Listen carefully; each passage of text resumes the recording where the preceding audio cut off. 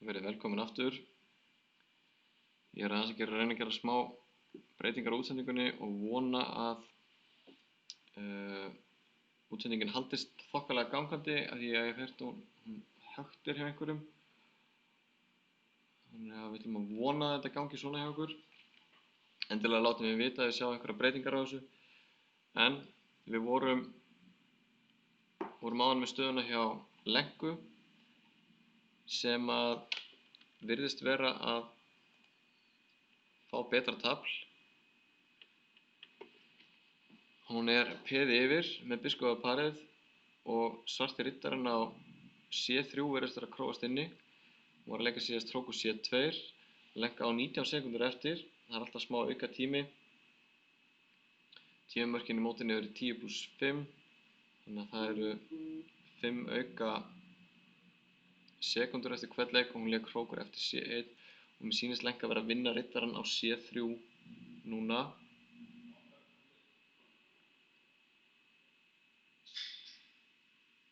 Og hún er búin að taka peðið á C5 hjá svörtum. Þetta lítur mjög vel út hjá Lenku. Skákinni hjá Jóhannu er lokið.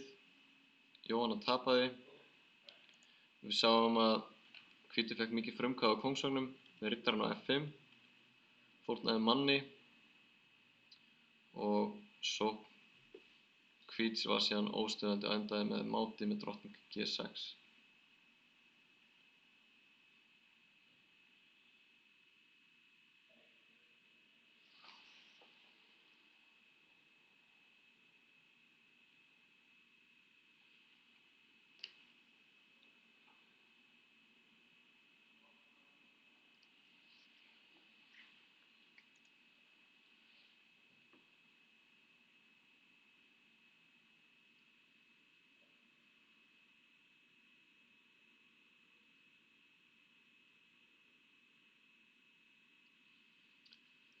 Skák Batelar er lokið líka og hún virðist hafa tapað.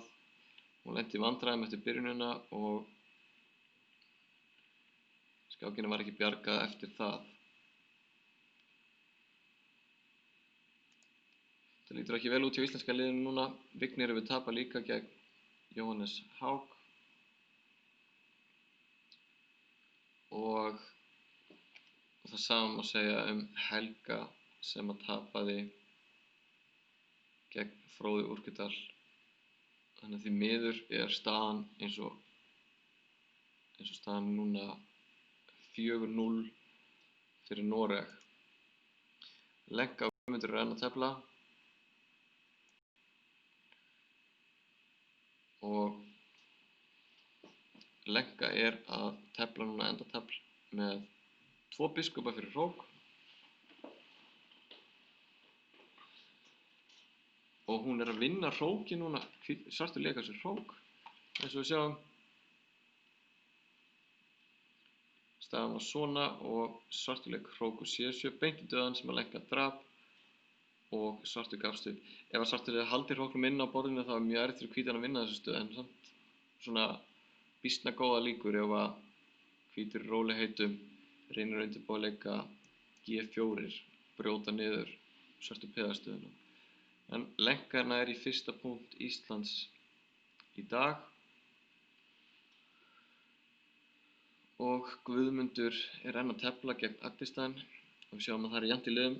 Aglistan var að leika riddari C3 og því svarar með drottning D2. Þeir eru báðir ansi tæpir á tíma, rétt rúmar 20 sekúndur á mann og mér sýnist á öllu að Aglistan sé að pressa Guðmund töluvert hvert við biskupinn. Hann bakkar á C1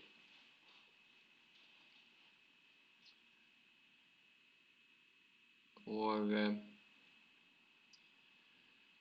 Aglistan er svona með leiðilegar hótanir í stöðunni. Hann geti verið að hóta kannski leika riddari G4, hvíta kóngsstaðan er dálítið veik. Guðmundur er ekki með neitt mótspil og enga reyti fyrir mennina sína. Þannig Guðmundur er undir mikilli pressu núna. Hann leikur kóngur G2 já. Nú getur komið drottning D5 skák því að verður svarað með drottning F3 líklega. Hann leikur G4, þetta verðist vera góður leikur hjá Aglistan, þrengir að hvítu kóngsstöðunni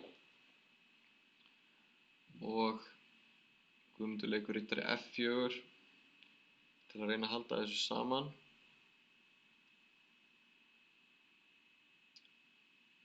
Drottningin fyrir D7, allar skákir á löngu skáklínunni gæti verið óþægilegar. Nú Guðmundur leikur drottning D3, Guðmundur nú verjast ágætlega, en nú kemur drottning C6, já. Biskupinn á C1 í raunar með það sama sem biskupinn á D4, þannig að hann leikur biskup E5. Nú er Guðmundur að bjarga biskupinn sinn á C1, hann leikur biskup E3.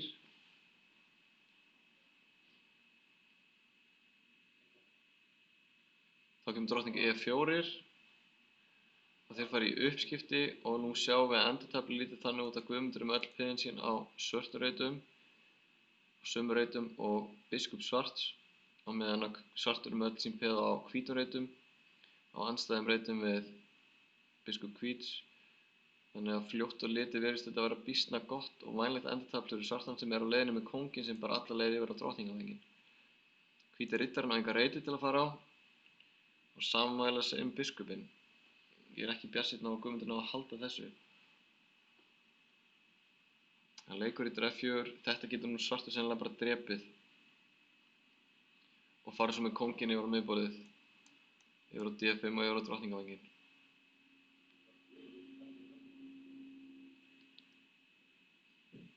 Sýnist mér. Það leikur kóngur D6, hann er ekkert að flýta sér. Hann lenga leiki, hann leikur kóngur H2.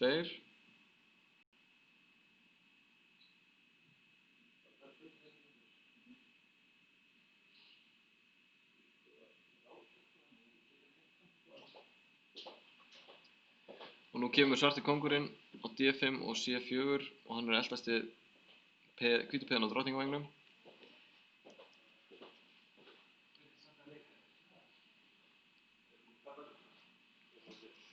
Hérna kemur kóngur C2, biskupinn verður að fara aftur og þá getur kannski komið kóngur B2, nei hann fer aftur á B3, nú verður Guðmundur að bakka á C1 ef hann ætlar að valda peðið.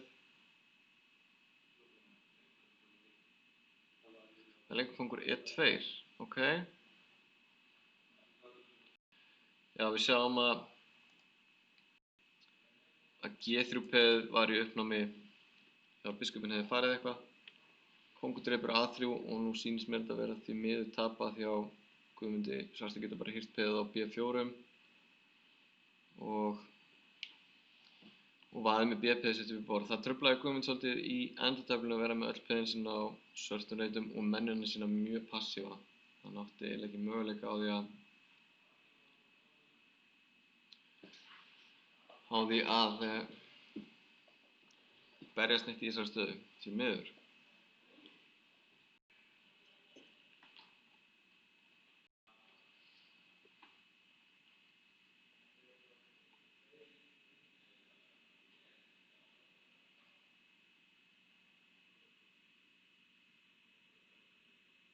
Ok, nú þrættist hann aðeins að passa sig ef hann skákar á D5 og tekur peðið á B4 þá getur komið kóngur D4 og hér og riddarinn fellur.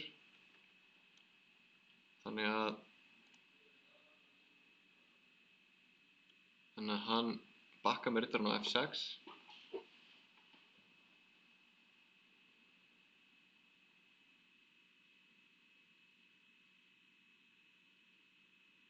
Þeir eru báðir mjög tæpir á tíma og Guðmundur gerir vel í að verjast. Ég er nú svolítið hissað í Eggert, hann sé ekki búinn að vinna þetta fyrir löngu en allt í einu Guðmundur komið með smá mótspil, komið kónginn sinni út á borðið. Biskup F4 lék hann og nú fellur peðið á B4. Við sáum að ef Guðmundur hefði leikið kóngur E5 þá hefði svarti getað leikið kannski riddari E4. Hótaði bæði biskupnum á D6 og peðinu á G3. En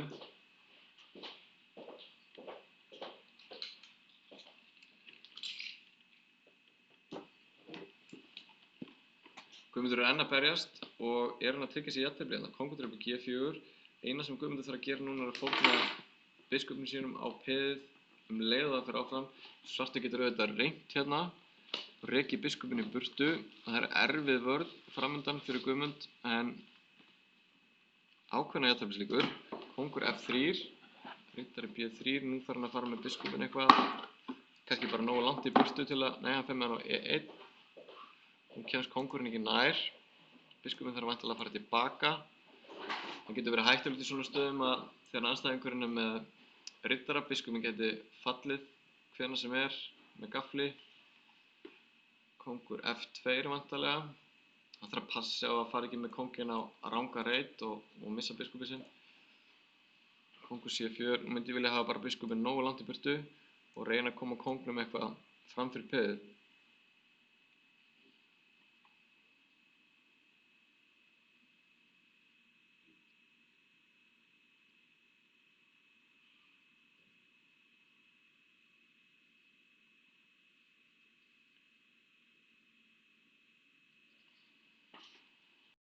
Riddari C6, hún bakkar væntanlega Guðmundur með biskupinn. Hann bakkar á E1. Kóngur D3, svartur inn að halda pressunni, eðlilega.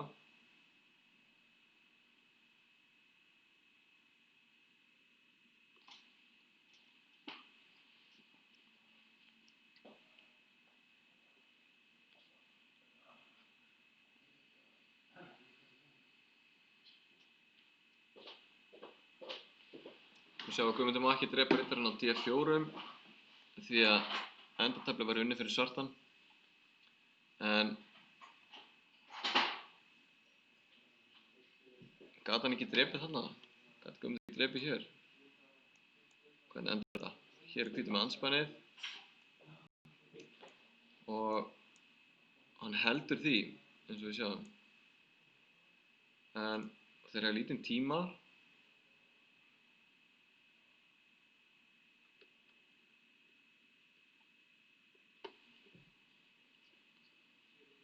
Svartur var að leika síðast riddari C6.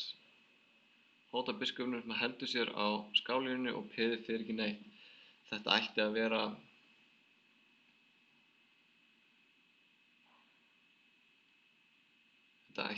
vera jafntefli.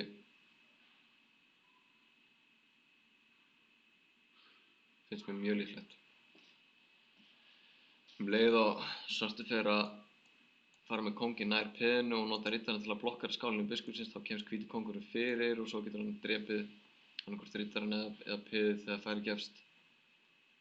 Þannig að Haraldsteinn hlýtur að fara að gefast upp á þessu og bjóða jafntefli. Kóngur D1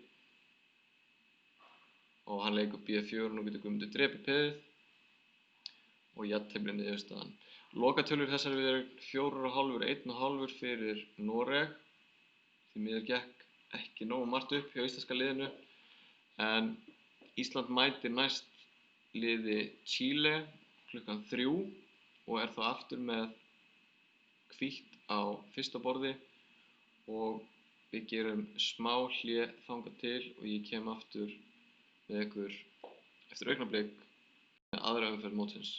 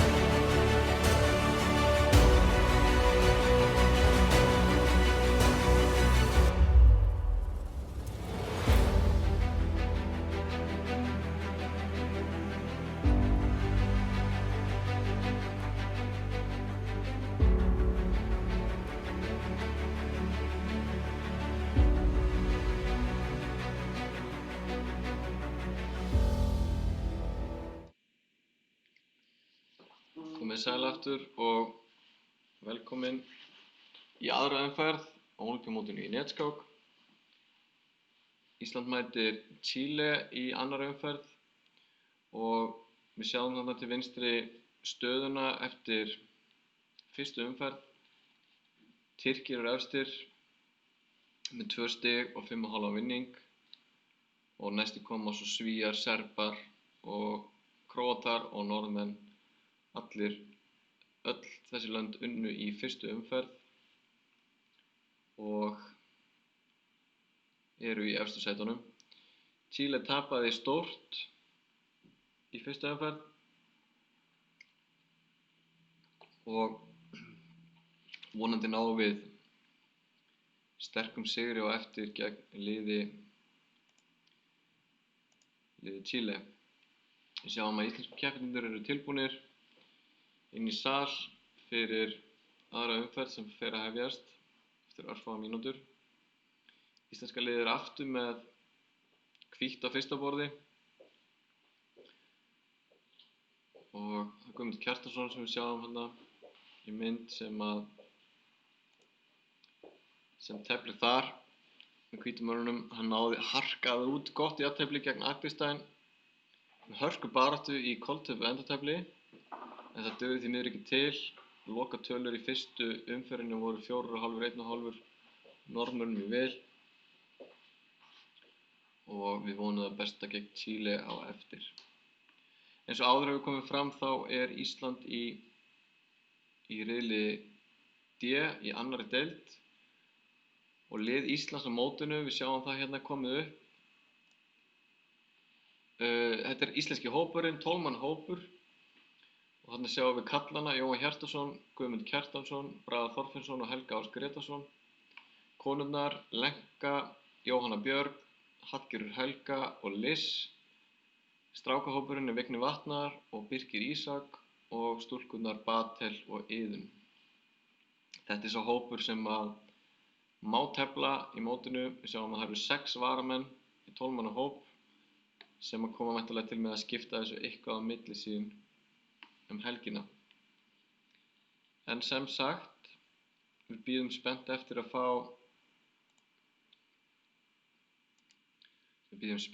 fá upp viðureign Íslands og Chile sem fer að hefjast eftir örskamma stund.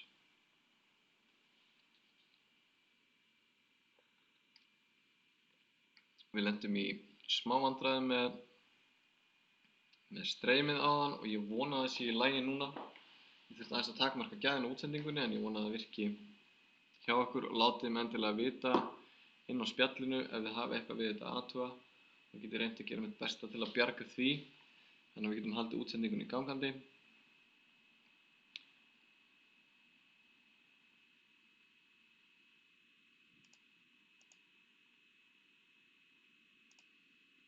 En við bíðum núna eftir að fá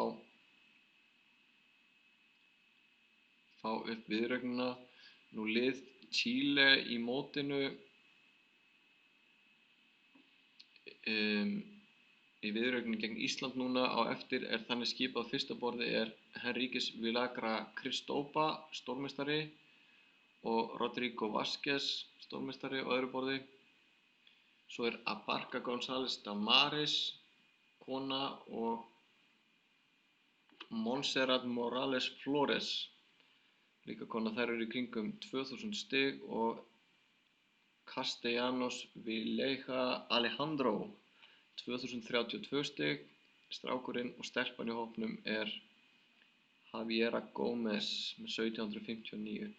Það verður erfið viðureign á móti Chile. Þau eru með gott lið en eins og ég sagði, þau töpuðu illa áðan.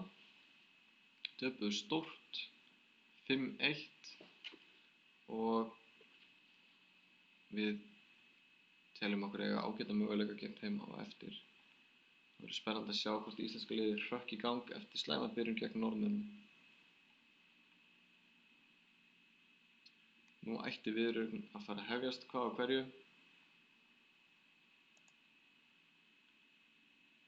Klukkan orðin 3.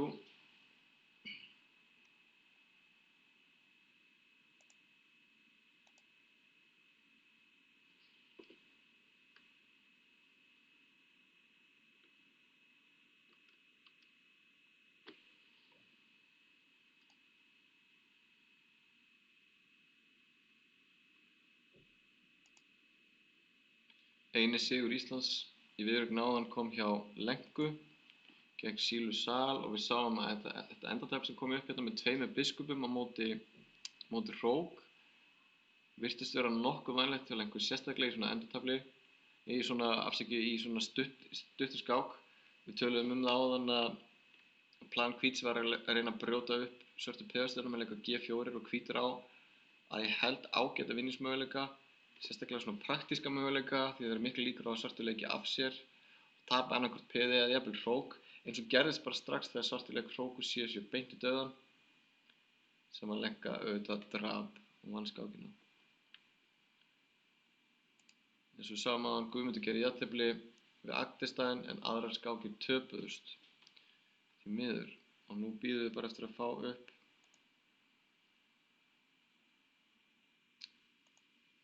skákir Íslands gegn Chile. Það er ekkert komið ennþá virðist vera.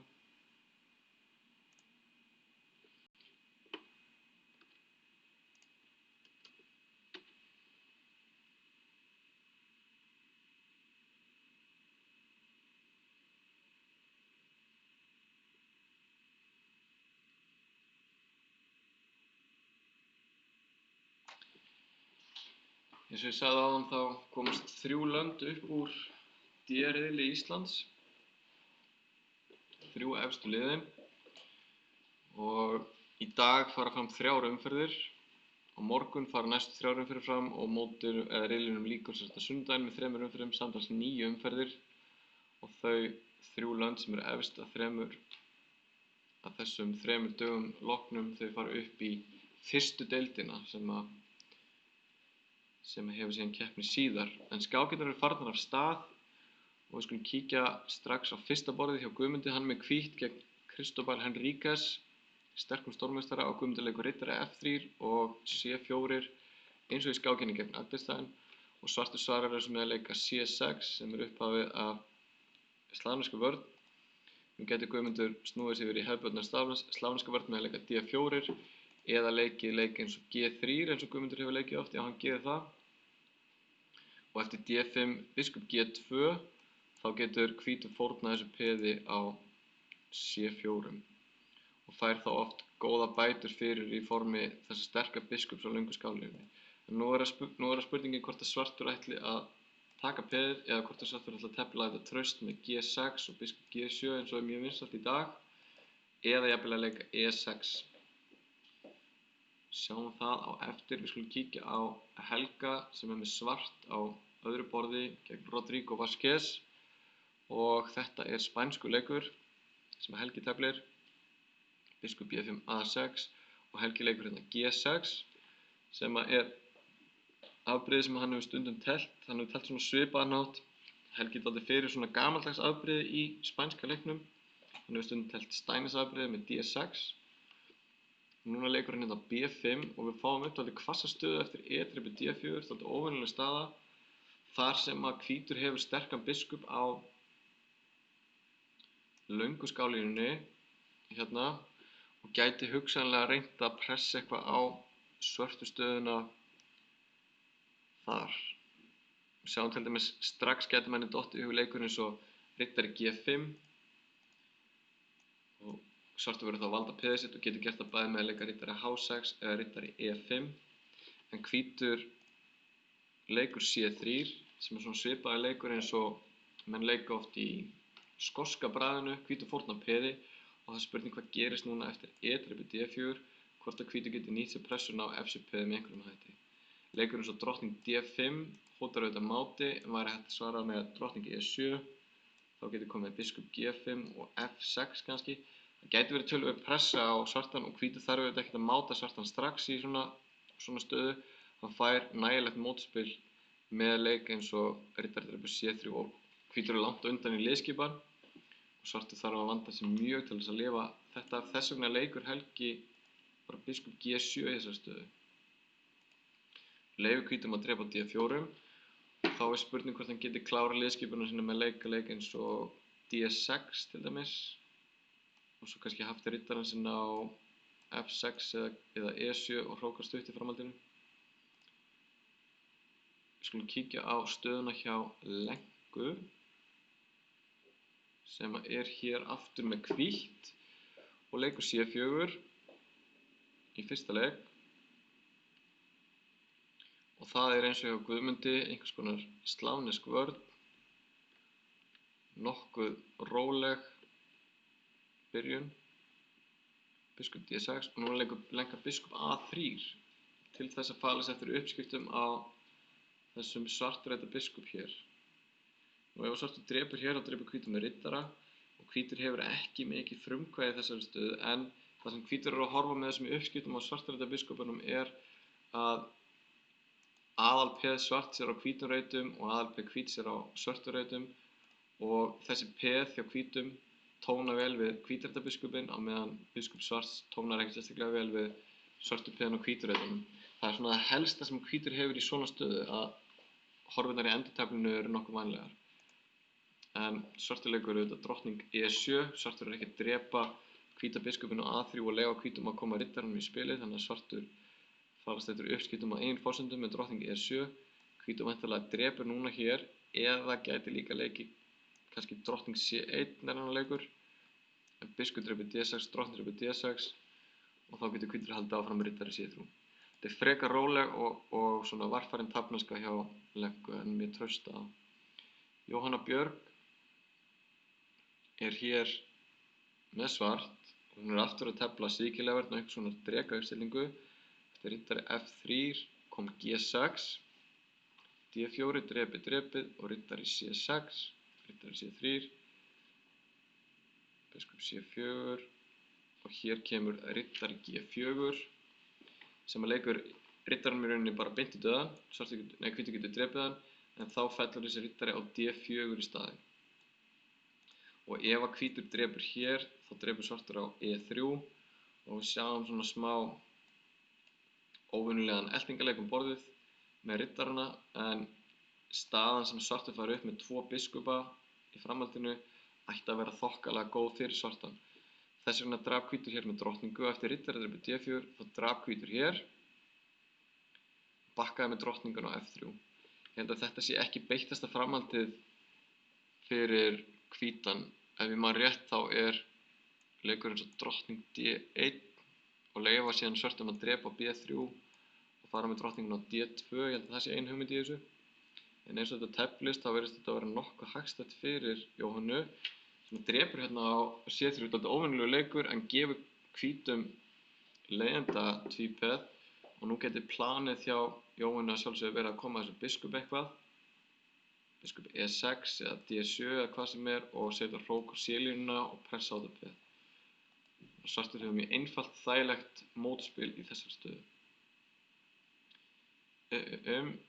Vignir með hvítt gegn Alejandro Castellanos og það var einhvers konar tískuvörn hjá þeim með A6. Þetta vinsælt afbrigði í dag. Svartur að leika B5 og hafa biskupinn á B7 og Vignir stoppa það með að leika A4 og Vignir teflir þetta svona frekar rólega eins og Karpov gerði í gamla daga með biskup E2 og eftir E5 þá bara drepur hann og setur biskupinn á C4. Biskup E6 og þetta var drepið og nú fær svartur dálítið skrítið tvípeð á miðborðinu. Svona tvípeð líta dálítið furðulega út en geta alveg þjónað sínum tilgangi því að þau valda auðvitað dálítið marga reiti á miðborðinu. Þannig að hvítur hefur enga reiti á miðborðinu fyrir riddarana sína, en þetta kannski veikleiki sem hvítur getur vonast til þess að sækja að seinna í skákinni í endurtaflinu. Þannig að þetta traust og þægileg staða og örlítið betri staða fyrir Vignir. Batel hefur svart og hún að tefla líka drega-afbrigðið eins og Jóhanna var að gera með G6 og hvítur leikur C4 sem svona upphæðið af Maroxi uppstillingunni. H3, það svona algengara að peða sig á F3 í svona stöðum en H3 alveg þekkt líka og hún leikur A6 sem kannski ekki algengt. Hér mjög algengt að hróka og hafa biskupinn á D7 og drepa síðan á D4 einhvern tímann og fara með biskupinn á C6 og fara síðan með riddarann á D7 í framhaldinu. Svona teldi Marki Pétursson árabil með góðum árangri en svona hefur staðan þróast og Batil var að leika riddari D7. Við sjáum að svartur hefur dálítið þrönga stöðu hérna en hún er mjög traust og erfitt að brjóta hana niður. En yfirburðir hvíts felast auðvitað í miklu meira rými og þessum peðum á E4 og C4. Nú var hvítur að leika riddari G5 og biskupinn á E6, dálítið klunnalega staðsettur. Það er spurning hvað Batil gerir leikur riddari F8. Svarta staðan er full passív finnst mér. Nú getur auðvitað hvítur tekið biskupinn á E6 og eftir riddari drepur E6 þá kannski fær svartur tök á D4-reitnum. En hvítur er með varanlegt frumkvæði hérna myndi ég segja. Kíkjum aftur á fyrsta borðið á Guðmund sem hefur hvítt og við sáum eftir byrjunina. Það fórnaði Guðmundur peði sem að svartur tók ekki í leik E6 eins og vorum að tala áðan. Því var svarað með B3 og þetta þróast yfir í svona hálfgerða rit í byrjun nema hér drepur Guðmundur á D5 og leikur E4 og þetta var drepið og núna E5. Í þessari stöðu hefur hvítur tök á ýmsum reitum sem að getur verið freistandi fyrir riddarana og hvítur auk þess aðeins á undan í liðskipan því að svarti biskupinn á C8 á dálítið langt í land með að komast eitthvað út þannig að spurning hvort að svartur leiki núna hvað riddari C5 og reyna að virkja biskupinn sinn einhvern veginn. Plan hvíts virðist nokkuð augljóst, hrókur C1, hrókur D1, riddari H4, riddari F5, riddari D5, þetta allt leiki sem að getur komið á hvítum. Þannig að Guðmundur ætti að geta telt þessa stöðu nokkuð hratt og nýtt sér tíma yfirburðina sem hann hefur nú þegar, sem að svartur er komin niður í 9 mínútur. Kíkja á Helga sem að var með svart í spænskum leik og var að leika peðinu sínu til C5 og bakka með riddarann á C6. Og við sjáum að Helgi með töluverða pressu eftir þessari löngu skálinni. Þessi byrjun virðist hafa lukkast þokkalega hjá honum. Biskupinn á G7 er eins og biskupinn í Grunfeldsvörn með pressu á riddarann á C3 og sáum að hvítur mátti alls ekki drepa á C5 af því að riddarann á C3 voru uppnámið. Þess vegna leikur hvítur hérna drottning D2 og virðist núna vera að er hvítur að hóta að drepa á C5 og jafntefli samið. Þetta kemur töluvert óvart. Bauð hvítur jafntefli hérna. Hvítur leikur drottning D2 og jafntefli var samið. Einungis eftir 15 leiki. Það verður forvitnilegt að heyra á eftir frá Helga hvor hafi bóðið jafntefli. En allavega jafntefli með svörtu í svona viðureign virðist vera ágætis úrslit. Og við skulum kíkja þá næst á þriðja borð þar sem Lenka hefur hvítt og við sáum eftir byrjunina þá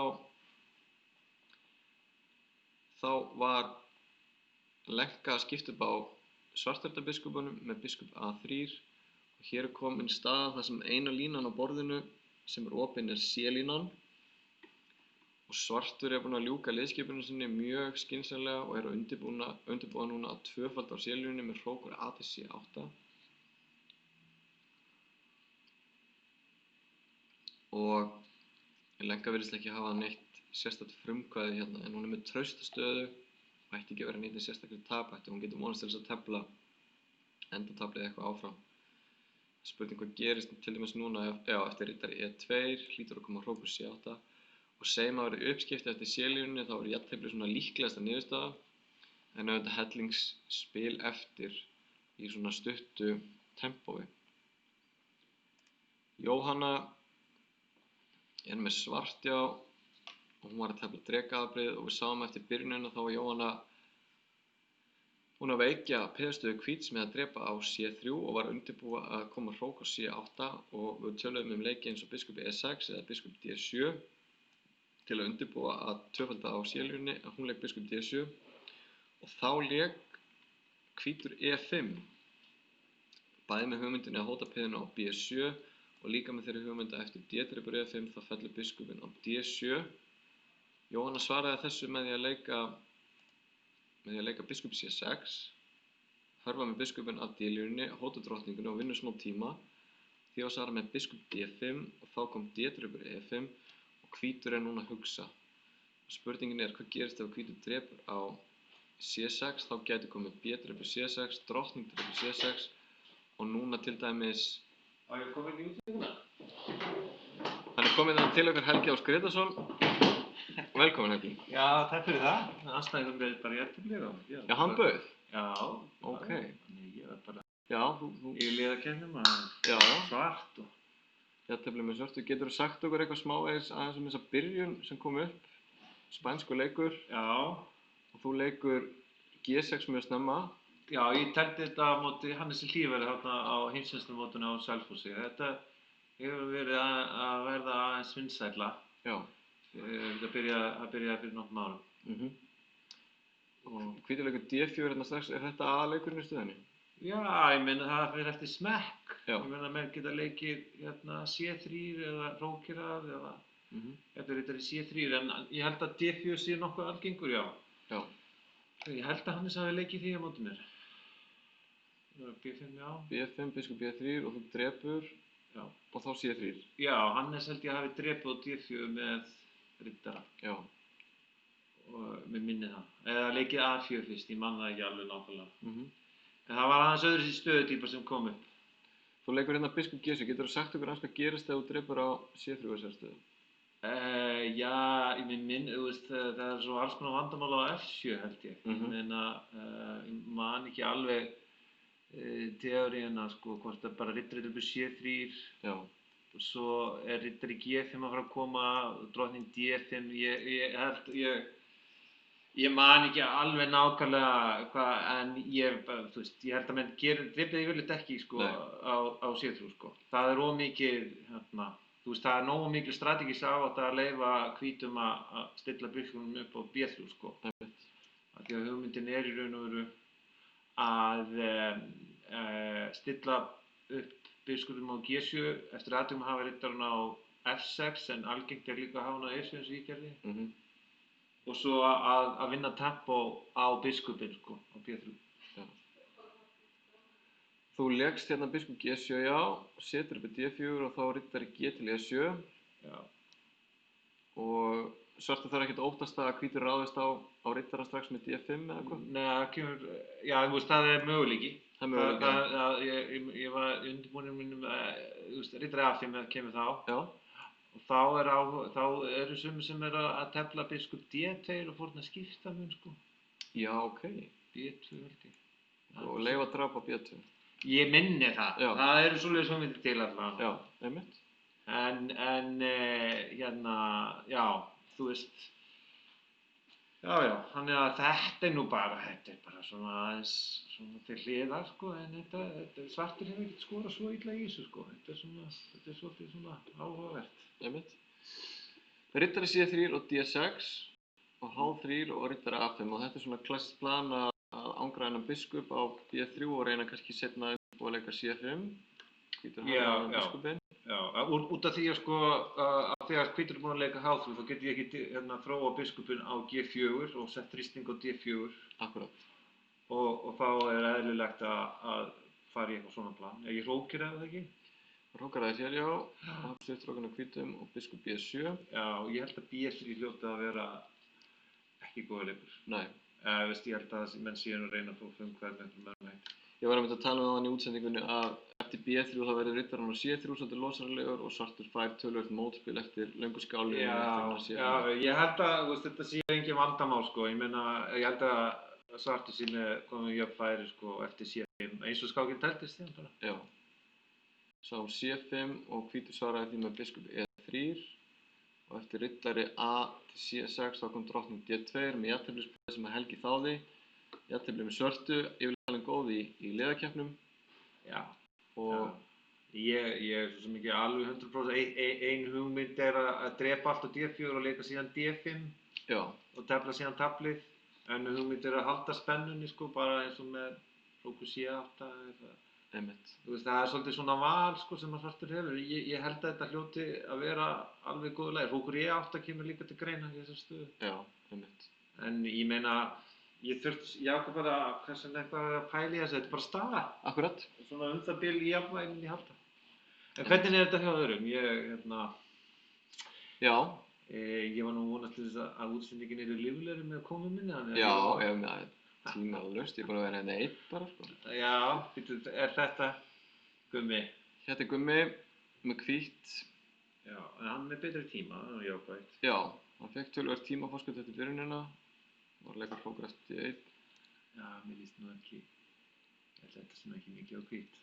En þetta er samt svolítið svona gummaleg staða af því leiti að þetta gæti þróast þannig að það kæmi upp tæknilegt endatafl Akkurat. og það finnst honum ekki leiðilegt að Einmitt. eiga síðan 100 leikir skák. Einmitt.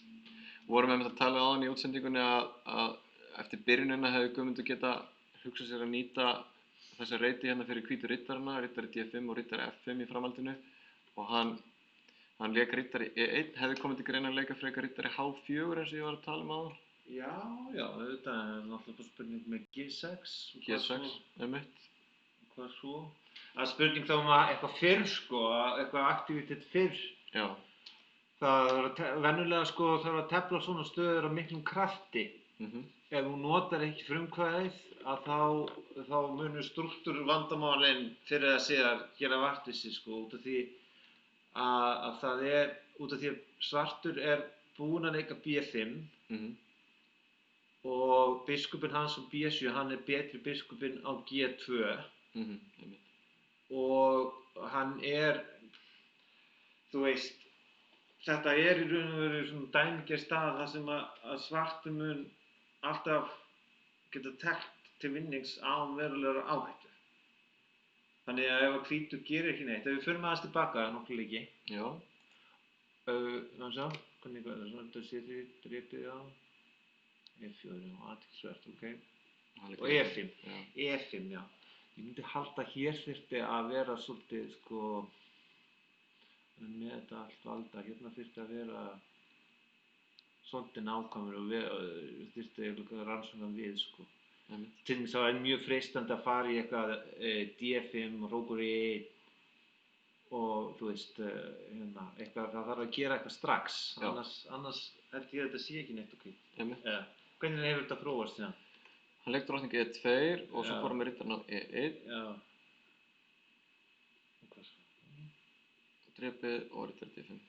Það leikur númerið D5. Og svona staðan. Og Guðmundur heldur ennþá smá tímaforskoti. Já, það er náttúrulega mjög mikilvægt og ef að Gummi veit hvað hann er að gera þá er það náttúrulega jákvætt. Kannski er þetta eitthvað pingu, kannski er þetta eitthvað sem hann þekkir sko. Já. Og þá gæti þetta verið eitthvað smá. Það er möguleiki. Það er kannski þróast svona, það er kannski skrítið að leifa uppskiptin. Maður sé að þurfti hann að svartur að leifa uppskiptin á eins og hér, eftir hrókur, af hverju ekki halda í riddarann þá kæmi kannski riddari D5, já, þá komið þrýstingu í F5, kannski er þetta bara þekkt plan að þú verður bara að tefla þetta kannski svona hvít, ég veit það ekki. Já. Gæti verið, sko. Manni finnst þetta samt ekki vera neitt, sko, þarna að því að núna er þessi smá kraftur, ég veit það ekki, hvað, já, biskup D6. Staðan er svona núna. Já, nú þá held ég að tefla smá nákvæmt. Því að í mín tilfinning væri ef eitthvað er í stöðunni, þá það þarf að gera eitthvað núna. Sko, hvað er svartur að fara að gera? Hann er vantarlega að fara að leika hrókur C7. Einhvern veginn mun hann reyna að valda E5-pið. Hann mun einhvern veginn reyna að nota C-línuna, styrki E5-punktinn og koma biskupnum á C-riddarinn og reyna að tapa. Og hvað er það sem F4, athyglisvert, já, þetta gæti verið eitthvað sem að Gummi bara veit. Ef þetta er, náttúrulega í dag er það þannig að ef menn eru með tölvuna og eru vel undirbúnir, þess að hlunnis andstæðingurinn minn hann áðan frá Noregi, sko, við vorum að endurtaka eitthvað sem ég töldi við sænskan stórmeistara. Ég var búinn að gleyma, maður er svo gamall og gleyma, alveg rosa. En þannig að ég held ég hafi panikerað á þessum stöðum, en punkturinn er að með tölvunum í dag, einhverju leiki sem ef maður veit kann þetta, það sem að tölvuna gera, þá skiptir engu máli þó að þetta virðist brjóta einhver prinsip. einmitt. Ef að þetta bara, kjarninn ef þetta bara veruleikinn í stöðinni. Hann En drap hvað gerist núna eftir drepið og D6? Já, ég alltaf veltaði fyrir mér. Sjáum að hvítur opna skálina fyrir biskupinn og báðir biskupar svartir í uppnámi núna. Og ef að svartur drepur á G2. Það ofni á B2 á drepið. Já, ég fatti ekki hvað svartur pæla. En fyrir hér, drepið, kóngur F3, skák, kóngur F3, drepið, hrókur D8 og þetta búið. Þannig að við sjáum ekki alveg í fljótu bragði og þetta fór svona, eða hvað, býðum við. Sjá. Jú, D6 kominn. D6 kominn. Ég held að hann hljóti bara að hafa leikið, hann hlýtur bara að hafa leikið af sér skáki, svartur. Já. Ég sé ekki betur. Áhugavert. Ég meina á svartur eitthvað annað heldur hann að drepa á G2, ég meina hann tapar bara. Ég held að þetta bara búið. Hann bara ekki flóknar það. Þetta bara búið. En býðum við, ef hann drepur hér. Hvar? Ef hann drepur hér. Já, biskup drepur B7. Og þá var hann ekki með neitt mótspil? Nei. Já, ég meina mótspil, já. Ég myndi örugglega geta tapað þessu 3 mínútna skák. En hann kannski, já, hann fær kannski 2 peð fyrir mann. Nei, ekki einu sinni það. Ekki einu sinni það. Ég meina öll peðan á drottningavæng væri það að falla líka. Já. Svartur enn að hugsa eftir DS og hann virðist hafa verið að leika. Þetta bara búið, sko. Fylgið að ég sé að gemma fram í fyrir. Nei, alltilega. Það bara velkomin. Svo fein að fá stutt jafntefli og aðeins að anda með nefinu Já. Eftir að svo leiðilegt að tapa fyrir norðmönnum. Já, það ekki skemmtilegt. Það alltaf leiðilegt að tapa, en sérstaklega leiðilegt að tapa fyrir norðmönnum. Hvað segna? Bara gamli fordómar sjálfsagt. Já, þetta lítur mjög vel. Hvernig aðrar stöðu? Hvernig eins og hjá Vigni og konunum öllum og svo framvegis? Hér erum við með skákina hjá Jóhannu og vorum að skoða stöðuna áðan, býðum við. Fáum við stöðuna aftur. Við sáum stöðuna áðan eftir biskup drepur C6, B-drepur, hrókur D7, drottning C5. Jóhanna vann peð eftir byrjunina. Hvítur hefur tvöfaldar hrókana sín á D-línunni. Jóhanna virðist að gefa þetta nokkuð skynsamlega að vera með drottninguna á C5 og valdar öll peðin sem að þurfa völdun. Og nú er hann að hirða peðið á A4 og svona staðan í augnablikinu. Jóhanna með 7 mínútur gegn 1,5 mínútur hvíts. Ég myndi segja að þetta lítur nokkuð vel út. Gemur ekki bara hrókur E4 núna og svo drottning drepur E5? Hvað að segja? Akkurat, eða hrókur G4, má ekki leika hrókur G4 líka?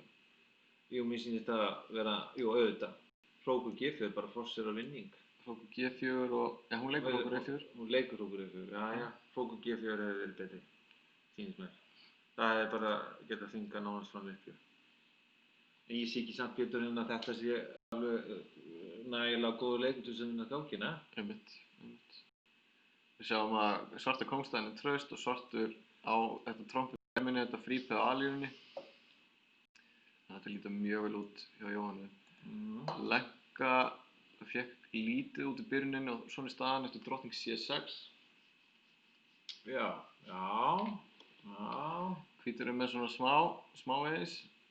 Já, Jói Hjarta segir að það sé gott á móti suður-amerísku skákvinna að tefla einhvern veginn svona. Já, einmitt. Hann alltaf með mikla kenningar. Er það vegna þess að suður-ameríski skákmenn eru meira að eltast við taktík og fjör eða hvað? Já, svona kenningin hjá honum. Já. Það sé betra að tefla traust og bíða þetta leiki af sér. Já, einmitt. En ég held að þetta sé voða mikil einföldun. Ég þekki mjög margir suður-ameríski skákmenn eru mjög miklu pósaskákmenn, sko. Ég var svo limist andstæðingur minn sem ég teldi við hann á Mallorca í árslok 2018, sko. Hann er þrautreyndur, sko. Ég var mjög hissa að hann skildi bjóða mig jafntefli, sko. Já. Af því að hann náttúrulega búinn að vera miklu lengur í bransanum en ég og vera á toppleveli mjög lengi, sko. Ég held að hann sé aðalega þjálfa. En hann er til dæmis svona pósaskákmaður, sko. Hann hefur bara verið eitthvað hræddur, vissi ekki hvað maður gera. Já. Já, ég meina, riddararnir eru hættulegir samt í svona styttri skákum, sko. Í þannig að þetta gæti verið smá hættulegt á hvít, sko. En lenka held ég Er hún ekki eitthvað stighæfi en þessi TF? Jú. Er svona aðeins reynslu meiri kannski? Jó, ég held það. Það komi kóngur F1 og riddari D7. Já, ég held hún verður að skipta upp sko þetta.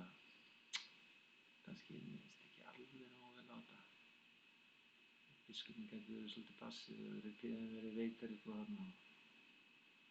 Minnst ekki nógu alveg nógu vel á þetta. Jæja, hvernig er hjá Vigni? Vignir er hér með hvítt og bíðu nú við, hvað er að gerast hér? Svartur eftir B4, það lauk svartur hrókutöpur F3 og fórnaði skiptamenn og hann með mjög sterkar riddara þarna á E5 og mótspil eftir F-línunni. Hrókutöpur G2, ok. Og svona er staðan og svartur var að drepa B4. Já, þetta lítur ekki vel út. Á hvítt, myndi ég halda. Bara til dæmis hrókur F4, mittumaður. Ég veit ekki, ég meina, hvað... Ég geri það. Drottning D2. Já. Spurninga eins og... Hvítur gæti kannski reynt að létta á stöðunni og tækifæri gerst með drottning D8. Þarf ekki svartur að halda mönnunum inn á borðinu í svona stöðu, Helgi? Það er svona þumabutareglan.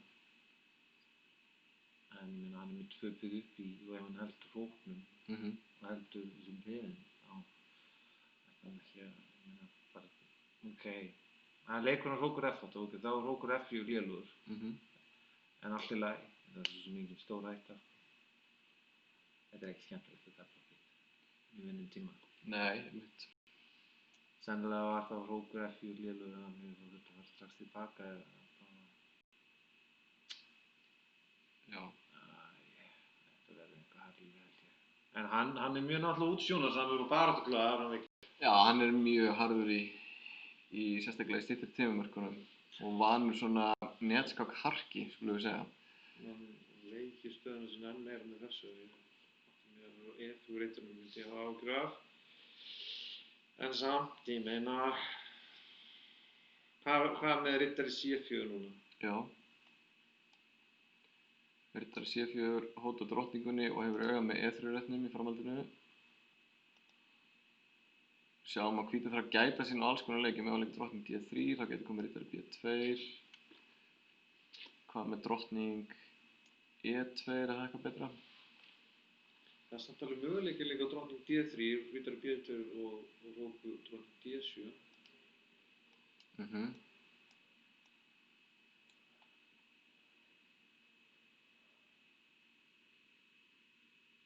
Já. Skulum sjá. Hvernig delist þetta? Eldsnöggt stöðuna eins og hún er. Riddari C4. Drottning E2. Drottning C5. Þetta er komið. Drepa á E6. Kóngur H8. Og svona er staðan. Hann gaf bara piðið. Hann gaf piðið, já. Við sjáum að hvítur leikur hrókur E1. Stoppar þessa hótun svarts, leikar riddari E3 skák. Skrítið að gefa piðið. Ég meina ef svartur er ekki nógu fljótur að gera eitthvað, þá er hvítur kannski að fara að reyna að mynda sér mótspil á 7. reitaröðinni. Já, algjörlega. Þetta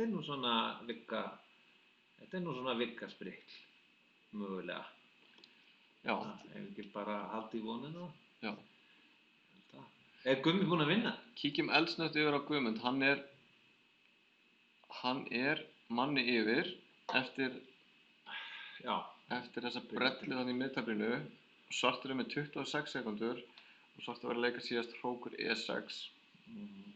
Já, það er svolítið svona tæknilegur öruleikar í þessu. Já, svartur er með 2 peð fyrir mannin og hvítur má ekki skipta bónum öllum peðum kannski, en á hvítur að halda hrókunum inn á borðinu Helgi á hann að fara í uppskipti.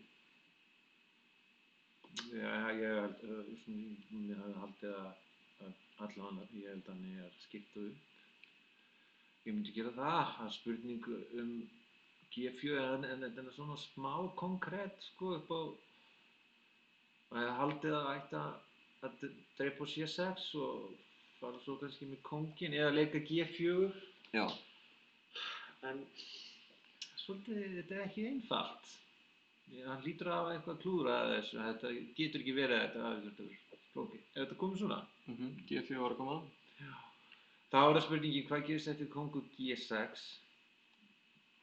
Svartur myndi gjarnan kannski vilja losa við þetta peð á G4 og líka losna við peð að setja á F6. Já, einmitt. Þetta er komið á kóngur G6 og kóngur F3 hjá Gumma. Já. Og H5. Og H5 aðeinsrætt. Ég held að það, nú, já, þetta er lógíst, kóngur F4. Venjulega er Gummi í svona S-inu sín í einhverju svona tæknidóti, sko. Já, einmitt. Hrókur eftir virðist nú líta vel út. Já. Eða, nei, ekki kóngur D5. Það er spurning, leikar hann kóngur? Nei, leikar hann kóngur D5. Og hér getur svartur að leika F5 kannski. Já, nú er ég bara ágjur í G-pinninu, sko, það er með kónginn of mikið, sko.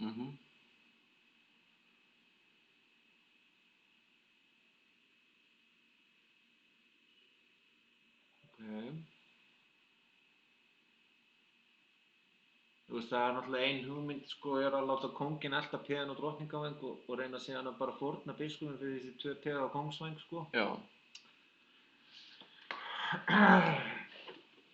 Ja, aðalatriðið er þó að þú veist, tíminn lítur vel út, sko.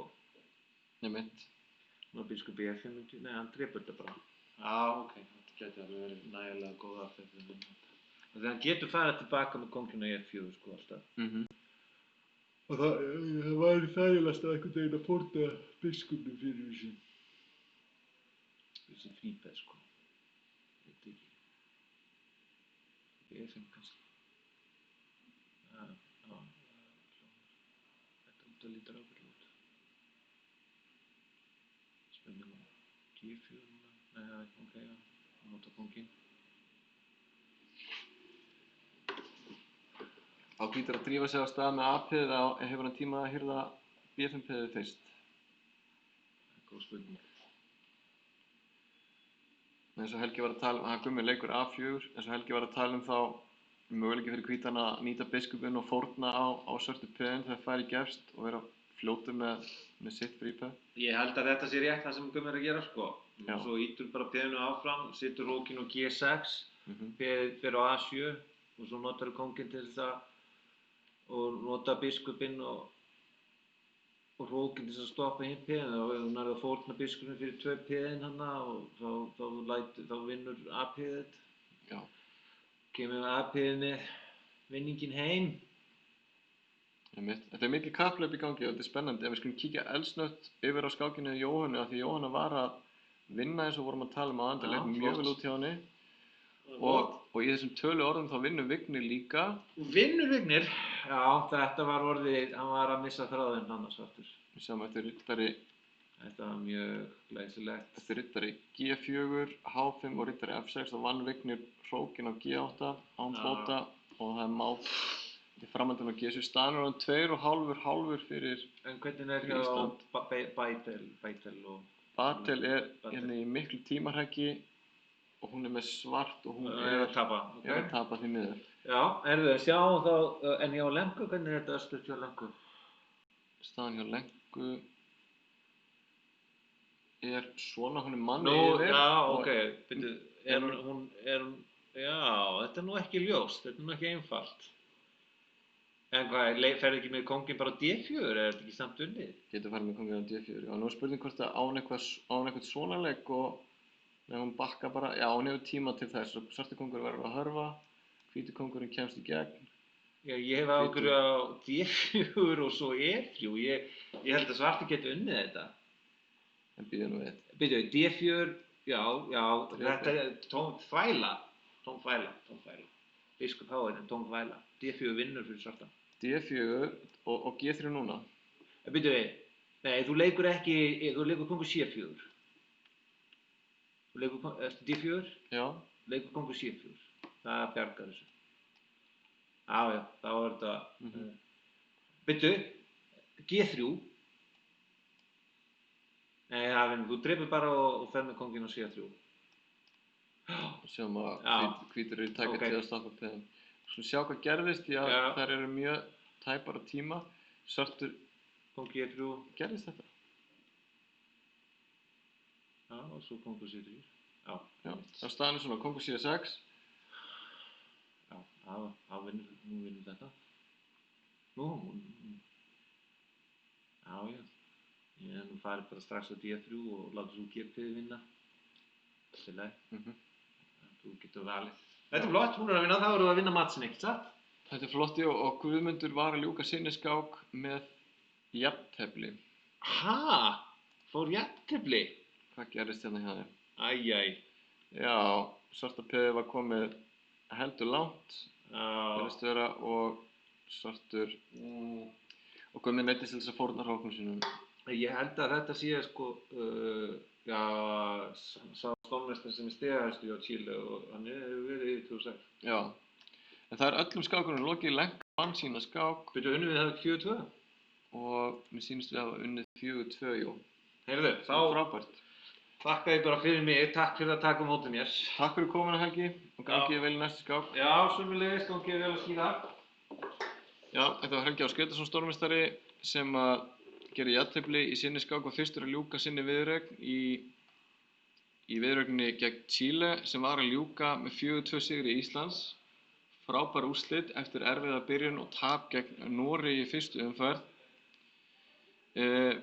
Á fyrsta borði gerði Guðmundur Kjartansson jafntefli, á öðru borði gerði Helgi Ás Grétarsson líka jafntefli, en á þriðja og fjórða borði unnu Lenka og Jóhanna Björg báðar sína skákir. Saman má segja Vigni á fimmta borði vann sína skák og Batil tapaði sinni skák á sjötta borði. Heilt yfir frábær úrslit. Það eru auðvitað sigurinn í viðureigninni sem er dýrmætastur, 2 stig fyrir Ísland sem færist á upptöfluna og við fáum hérna til vinstri stöðuna á eftir. Ég ætla að gera smá hlé á útsendingunni og ég kem aftur eftir augnablik með yfirferð yfir þriðju umferð þar sem að Ísland mætir Svíþjóð. Þangað til, bless í bili.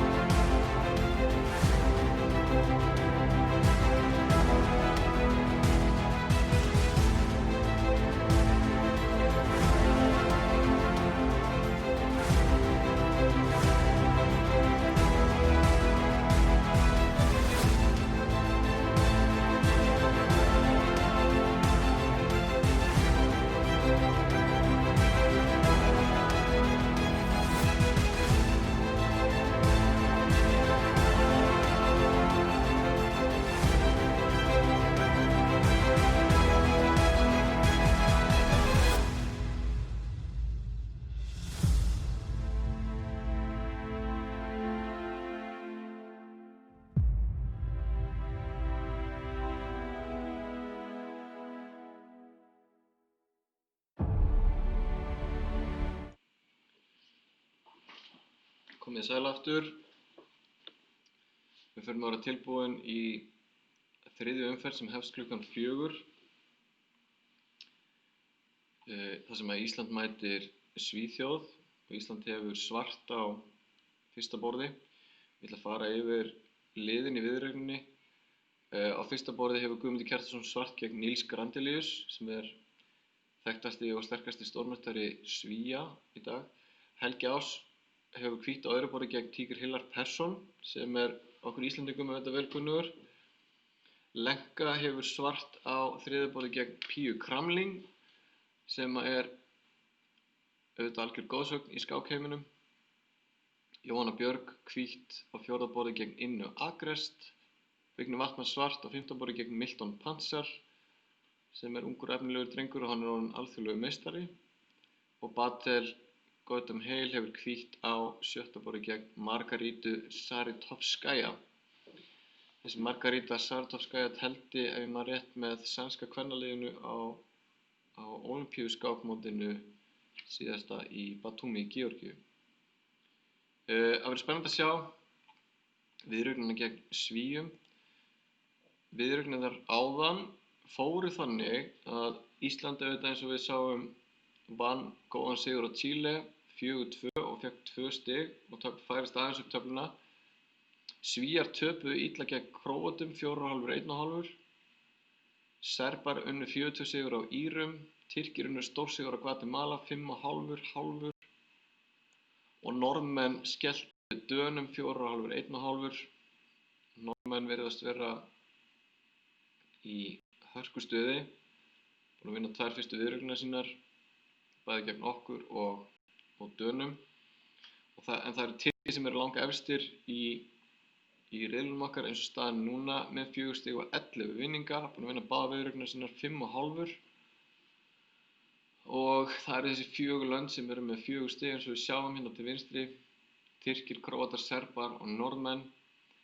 En við höfum 2 stig ásamt Svíum en Chile, Írar, Danir og Guatemala án stiga. Þannig að við bíðum spennt eftir að fá upp viðureign Íslands og Svíþjóðar. Kemur hérna upp eftir smástund. Við fengum hérna góðan gest til okkar áðan, Helga Ás Gretarsson sem fór yfir meðal annars skákina sína í umferðinni áðan sem endaði með stuttu jafntefli eftir byrjunina og svo endatefli hjá Guðmundi Kjartansinni kíktum við á og Guðmundur missti mjög vænlega stöðu niður í jafntefli og ég ætla að fara eldsnöggt með ykkur yfir hvað gerðist hjá Guðmundi. Guðmundur var með þessa stöðu hér eftir síðasta leik svart hérna kóngur D3 og Guðmundur lék þá biskup E5, hrókur C8 skák og kóngur B6 og við sjáum að hvítur hefur þetta hættulega AP sem á leiðinni upp í borð en hvítur þarf auðvitað að hafa gætur á svörtu frípöðunum og kóngsvagnum. Og eftir kóngur E4 þá var komið að krítiska augnablikinu í skákinni þar sem að Guðmundur getur fráskákað með biskupnum sínum. Og Guðmundur valdi að fara með biskupinn hérna á D6 sem voru mistök því eftir kóngur D5 þá hóta svartur bæði að drepa hrókinn á E6 en líka skáka á C6 með hrók og taka biskupinn. Þannig að Guðmundur neyddist á til að leika hrókur G6 en eftir hrókur C6 skák vinnur svartur mannin og staðan fjaraði út í jafntefli eftir að báðir þurftu að fórna hrókunum sínum fyrir peðanstæðinguna. En hvað átti Guðmundur að gera annað en að skáka með biskup á D6 og vorum að fara yfir skákina hérna frammi og komast að þeirri niðurstöðu að biskup C7 skák væri vanlegri leikur þar sem að biskupinn öruggur með þess að trufla svarta hrókinn og eftir kóngsleik hjá svörtum ætti hvítur að geta labbað með peðið sitt upp í borð en haft gætur á svörtu peðunum á miðan. Þannig að kóngur D5 hótar í sjálfur sér engu nema hróknum sem getur farið eitthvað yfir á kóngsvanginn, jafnvel skáka hérna ef hann vill. Líklega best að fara hrókinn á G6, báðum peðunum hótað og svartur á enga leið til þess að komast nær hvíta kóngnum. Peðið labbar upp í borðið framhaldinu, kóngur B7, peðið upp í borð. Þannig að svona virðist hafa verið mögulegt fyrir Guðmund að vinna skákina sína. En það kom sem betur fyrir ekki að sök þegar Ísland vann viðureignina 4-2. Flott viðureign hjá okkur eftir erfiða byrjun á móti Norðmönnum. En við bíðum núna spennt eftir að fá upp þriðju umferðina þar sem að Ísland mætir Svíum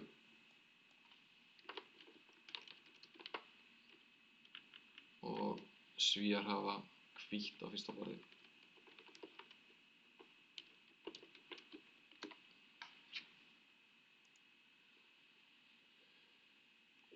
Og eins og ég er búinn að fara yfir áður, þau 3 lönd sem að verða í efstu 3 sætunum í þessum riðli að honum loknum á sunnudaginn komast upp í fyrstu deildina, þá með sterkari löndum. Hin liðin sitja eftir og við sjáum þetta hérna til vinstri eins og staðan núna eru Tyrkir, Króatar og Serbar í 3 efstu sætunum, öll með 4 stig. Norðmenn hafa 4 stig líka en þeim er raðað þarna fyrir neðan Serbana, hugsanlega lægri á eftir stigaupptalning. En þetta skýrist nú þegar líður á mótið, hvernig þetta þróast. Það væri auðvitað frábært fyrir íslenska liðana að komast í eitt af þessum 3 efstu sætum, en riðillinn er mjög sterkur. Og já, við lögðum þetta hörku sterka lið frá Chile áðan, en við höfum eftir að mæta öðrum mjög góðum liðum og það kannski fyrirfram að gera ráð fyrir því að lið eins og Guatemala og Írland ætti að vera veikust í keppninni, myndi ég halda. En þessi 3 lið sem eru nú þegar búin að raða sér í efstu sætin eru alveg svakalega sterk. Tyrkir, Króatar og Serbar sem við mætum síðar í mótinu. Og ég held að ráði svolítið þegar við teflum við þessi lið hvort að við höfum möguleika á að blanda okkur í toppbarátuna. Við erum eins og staðan núna mitt mót með 2 stig.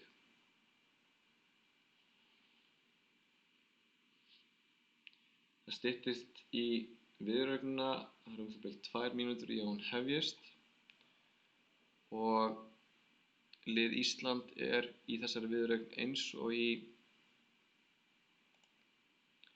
í fyrstu 2 umferðunum. Guðmundur, Helgi Ás, Lenka, Jóhanna Björg, Vignir og Batel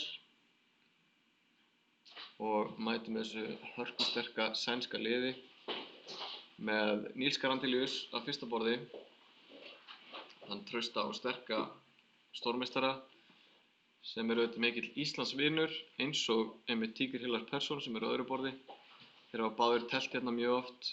Grandelius hefur telt meðal annars í Íslandsmóti skákfélaga, teldi árabil með tafélagi Vestmannaeyja og þeir hafa auðvitað báðir telt hérna á fjölmörgum Reykjavíkurmótum. Á þriðja borði er góðsögnin Pía Kramling, mjög gaman að sjá hana í þessari keppni. Hún hefur nú ekkert mikið verið svona, jú, hún hefur verið eitthvað telt en kannski ekki mikið verið í sjónvarpssviðinu á síðkastið, en hún er alltaf af og til að tefla og maður hefur séð hana stundum tefla á mótum eins og til dæmis í Gibraltar meðal annars. Inn Agrest á 4. borði hjá Svíum, Milton Pansar á 5. borði og Margarita Saritovskaja á 7. borði. Guðmundur og Helgi voru mjög traustir áðan, gerðu báðir jafntefli í viðureigninni gegn Chile og það reynir á þá gegn þessum reyndu stórmeisturum Svíana. En það verður gaman að sjá hvernig gengur hjá ungu kynslóðinni okkar gegn efnilegum sænskum skákmeisturum á neðri borðunum. Nú fer viðureignin að hefjast hvað og hverju og nú brestur þetta á. Við sjáum hérna skákina hans Guðmundar á fyrsta borði gegn Grandelius og skákin er farin af stað. Grandelius leikur E4 og því er svarað með C6, Karo kann vörn og Grandelius drepur á D5 og leikur biskup D3 sem er afbrigði sem er nokkuð vinsælt þessa dagana. Mjög einföld uppstilling hjá hvítum þar sem að hann ætlar að hafa riddarana sinna á F3 og hrókara stutt og reyna að treysta á tökin á E5 reitnum í framhaldinu. Mörgu leyti svona svipaðar hugmyndir hjá hvítum í þessu eins og til dæmis í byrjun eins og London System þar sem að hvítur hefur aðalpeðin sín á svörtum reitum með tök á E5 reitnum og góðan biskup hérna á D3. Guðmundur leikur G6 og hugmyndin er ekki bara að leika biskup G7, heldur geti líka verið að skipta upp á hvítarittarbiskupinn með biskup F5 þegar þetta er aðalmaður hvíts í þessari stöðu. En við skulum sjá hvað Guðmundur gerir eftir riddari F3, hvort hann leikur biskup G7 og hvort hann fari í uppskipti með biskup F5 á eftir. Kíkjum yfir á Helga Ás sem að hefur hvítt gegn Tígr Hillar og hér nú afbrigði sem Helgi hefur nú oft telt 4 peða árásinn gegn kóngsindversku vörn og Helgi hann vanur að drepa á C5 í þessari stöðu hérna og leyfa drottning A5. Við sjáum þessa peðsvort hjá svörtum, hún snýst það ef að hvítur gráður og drepur allt sem að honum rétt á hugmynd svart að drepa hérna E4 með pressu á riddarann á C3 sem auðvitað leppur.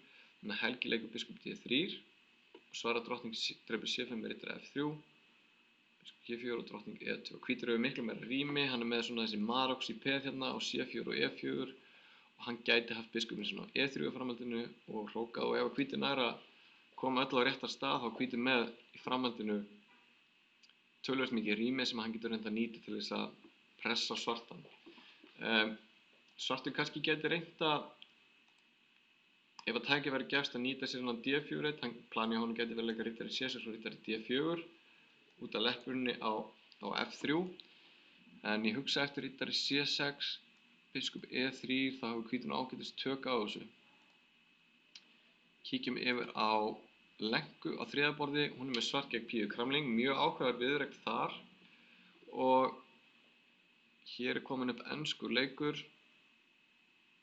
riddari drepur D4 og það spurning hvað gerist hérna eftir biskup G7 eða riddari C6 hvort að pía kramlinga ætli að leika 1-4 og snúa þessi yfir í drekaabrið, Maroxi, uppstillinguna eða hvort hann ætla að tefla þetta kannski með G3 eða eitthvað þannig. Ég myndi nú spá að hún leiki E4 hérna, það er svona prinsipleikur í stöðunni. En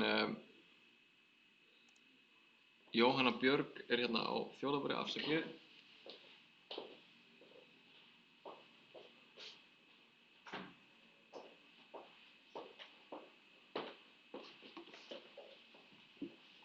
Jóhanna Björg hérna á þjóðarborði og hún að tefla ítalskan leik með biskup C4, afbrigði sem hún mjög reynd í með D3 og C3. Þetta nú vinsælt þessa dagana, þetta þekkja menn, riddarinn fer á D2 og hoppar yfir á F1 og fer þaðan yfir á G3. Svartur leikur drottning F6 og riddar H5 og þá hugsanlega að reyna að hoppa með riddarann á F4. Og Jóhanna leikur biskup G5 með tempo á drottninguna og svo drottning D2. Og þessi var svarað með H6 og svona staðan núna eftir biskup E3 hjá Jóhannu. Þessum að svartur á leik og það er ágætt að velta fyrir sér hvað gerist ef svarturinn að virkja biskupinn sinn á C8 með biskup G4 og hóttar svartur að drepa á F3 vegna leppunarinnar á G-línunni. Ætti Jóhanna til dæmis að fara með riddarann á G3 eða á hún að reyna að reka svörtu drottningunni í burtu með riddari H4. Jóhanna hugsar eins og staðan núna. Skulum kíkja yfir á Vigni sem á 5. borði með svart gegn Milton Panzer, þeim mjög efnilega sænska alþjóðlega meistari. Ég held að hann var alþjóðlega meistari þó hann sé skráði fítimeistari þarna. Vigni teflir hollenska vörn eins og hann hefur oft á tíðum gert og fer með biskupinn á G7, þetta er Leningrad afbrigði og hvítur teflir þetta nokkuð óhefðbundið með að leika biskup F4. Þannig algengara fyrir hvítan að tefla stöðuna með G3 og biskup G2. En biskup F4 í þessari stöðutípu snýst þetta oft svolítið hvort að svartur nái að leika E5 eða ekki. Ef svartur nær að leika því þá er hann yfirleitt í ágætum málum en við sjáum að hvítur stoppa það vel með þessum mönnum hérna. Þannig að svartur er ekki að fara að ná að leika E5 strax og svo kemur C5 hjá hvítum og þetta er nokkuð óhefðbundið en hér væri sennilega mistök fyrir svartan að vera að drepa hér og við sjáum að eftir leikjur eins og þessa þá er svartur svolítið langt á eftir á drottningavengnum og hvítur riddari getur hoppað á B5 með óþægilegu stöðu, biskupinn getur komið með tempo á C4 með skák og þetta verður svona þægilegt endatafl fyrir hvítan. Þannig að Vigni leikur E6, heldur stöðunni lokaðri eftir biskup C4, komur riddari H5 og þá hrókaði hvítur stutt og Vigni leikur riddari C6. Og Vignir er ekkert að drepa á F4 þó að lítið vel út við fyrstu sýn að gefa hvítum tvípa hér opnar þetta ákveðna möguleika fyrir hvítan eftir E-línunni með biskupinn hérna á C4 og peðan á svörtum reitum. Þannig að Vignir ekkert að flýta sér að því leikur riddari C6 og hvítir reynir þá að halda biskupnum sínum með biskup G5.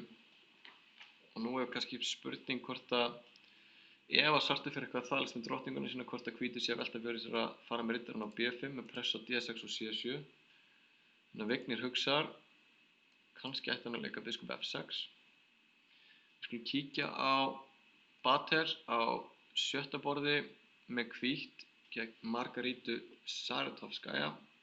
Það var síkilega vörn hjá þeim og Batel teflir opna síkilega vörn með D4, nætur afbrigðið og riddari G4 og hér leikur Batel drottning D2 sem ég held að sé ekki góður leikur hjá henni því að þessi biskup á E3 er mjög mikilvægur í þessari stöðutípu. Það er eiginlega bara 2 leikir sem að menn leika í þessari stöðu.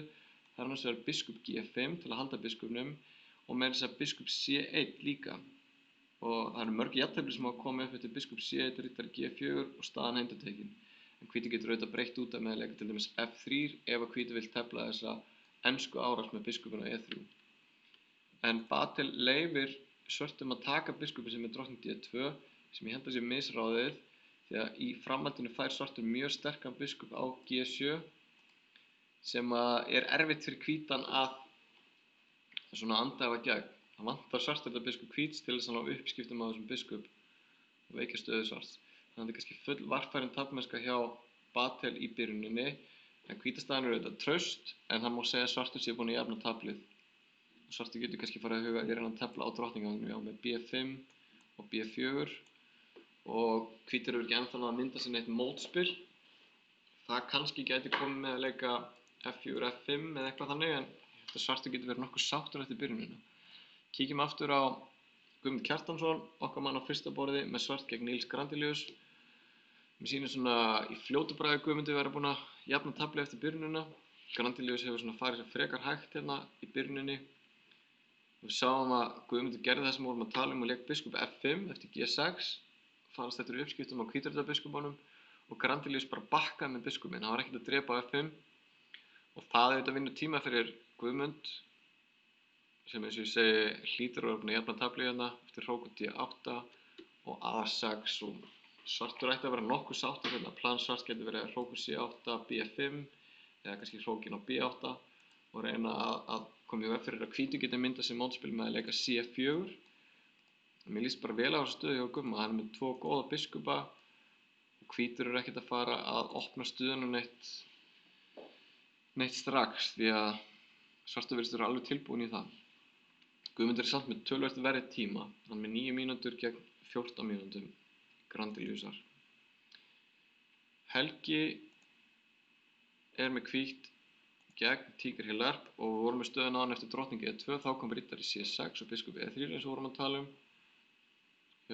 stutt hrókun og riddari D7, hrókun A til C1, stutt hrókun, drottning F2, biskupinn hörfa á B1 og þá drap Tígri Hillerp hérna á F3 og Helgi drap tilbaka með G-peðinu.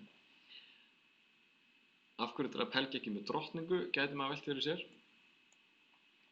Kannski vildi hann halda valdi á D4-reitnum. Þannig að svartur gæti ekki hoppað þangað með biskup eða riddara. Þannig að hann drepur með G-peðinu og því er svarað með riddari A4 og þetta er drepið. Svartur reyna að mynda sér mótspil eftir löngu skálínunni að sjálfsögðu.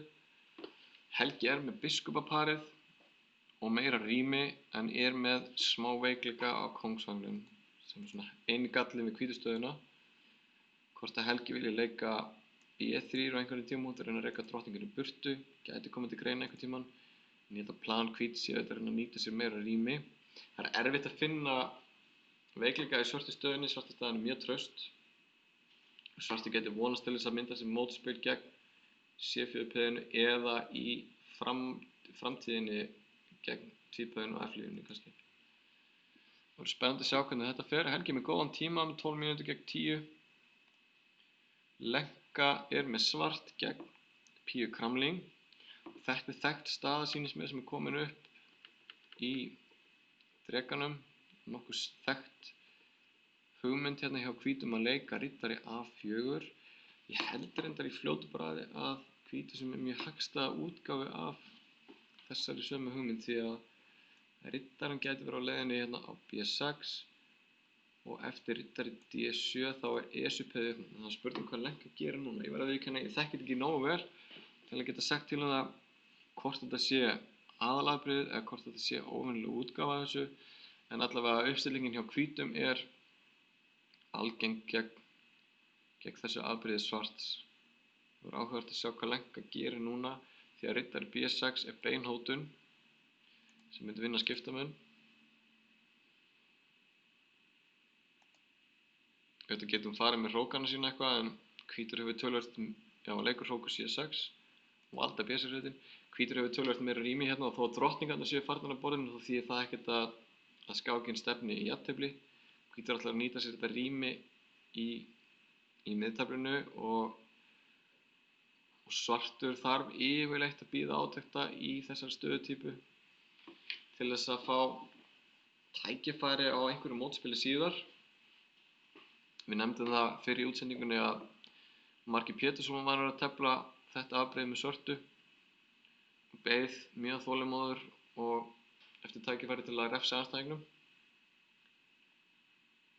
Kíkjum á Jóhönnu sem var með hvítt gegn Innu Agrest og við vorum með stöðuna á hann eftir biskup G4, þá kom biskup D1 hjá Jóhönnu, valda riddarann sinn, F5 hjá svartum. Svartur er að hrifsa hérna frumkvæðið til sín, E drepur F5, biskup drepur F5 og riddari H4 og þá drottning F6. Og nú gæti Jóhanna bæði drepið á H5 og á F5. Við sjáum að ef hún drepur á H5 þá gæti svartur drepið hérna á H4 og ef hún drepur á F5 með riddara þá drepur svartur með drottningu tilbaka og valda riddarann sinn.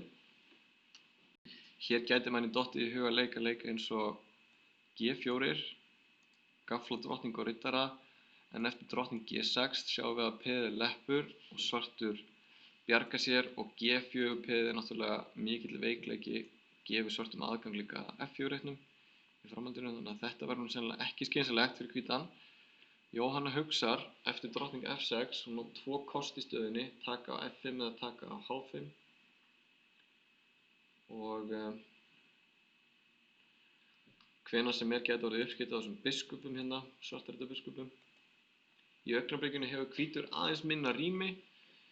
Jóhanna leikur G3 og hún virðist vera að nýta sér það að riddarinn á H5 á ekki marga reiti.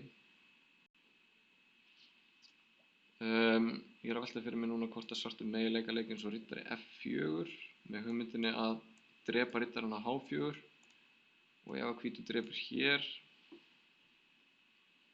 hvort að svartur getur skotið þessum leik inni. Kóngur G2 og drepur þá hér með pressa eftir E-línunni en þessi riddari lítur ekkert rosalega vel út, hann á ekki marga reiti, þannig að þetta er væntanlega það sem þær eru að hugsa eftir G3. Svartur þarf að velja hvort að hún reyna að halda riddaranum sínum á H5 með að leika til dæmis G6, en eftir G6 þá kannski fáum við sömu hugmynd og vorum með áðan með riddari drepur, því að eftir G drepur þá fellur riddarinn á H5 og ef að svartur drepur hér með drottningu gæti kannski komið G4 og nú á drottningin ekki G6 reitin eins og þannig að riddarinn fellur á H5. Þannig að ég myndi halda svartur sér nýtti til að fara út að leika eins og kannski riddari F4. Svartur gæti kannski líka leikið drottning F7. Þetta er dálítið spennandi að sjá hvað gerist.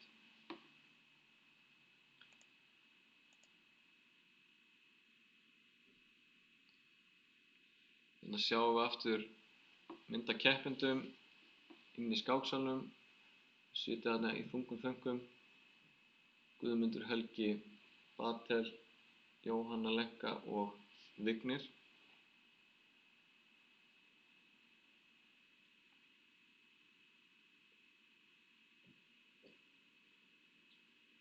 Svartur leikur biskup G6 og valda riddarana sinn þannig.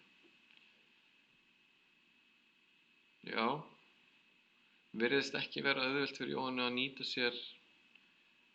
sér þennan riddara út á kanti. Það er kannski spurning hvort að Jóhanni fari bara út í að drepa biskupinn á G6 og halda sínum biskupinn á borðinu.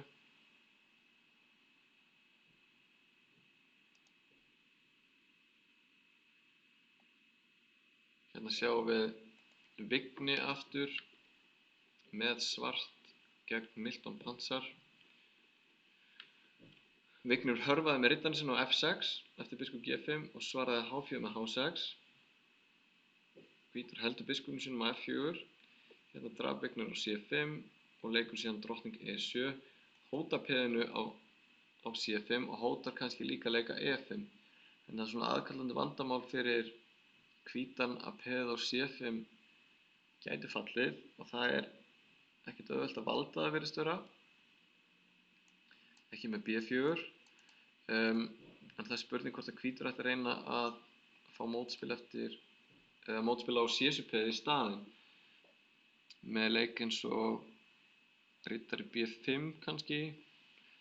En það er lykilatriði að svartur eins og vorum að tala áðan er alltaf að hóta að leika E5 í svona stöðum og ef hann er að leika E5 og reka biskupinn eitthvað í burtu þá er þessi biskup dálítið klunalegur ef hann er lokaður úti. Þannig að þetta er áhugaverð staða hjá Vigni eftir svona frekar frumlega byrjunartaktík hjá báðum. Kíkjum aftur á Gumma á fyrsta borði gegn Grandelius. Það er lítið búið að gerast þar síðan áðan. Gummi er ennþá með töluvert verið tíma en hann er með fína stöðu, mjög trausta stöðu. Við erum svona að vera bara uppleggið hjá Grandelius að vera traustur á fyrsta borðinu. Eins og alltaf í liðakeppnum og reynir svolítið á fyrsta borðsmanninn að vera stóð og stytta liðsins.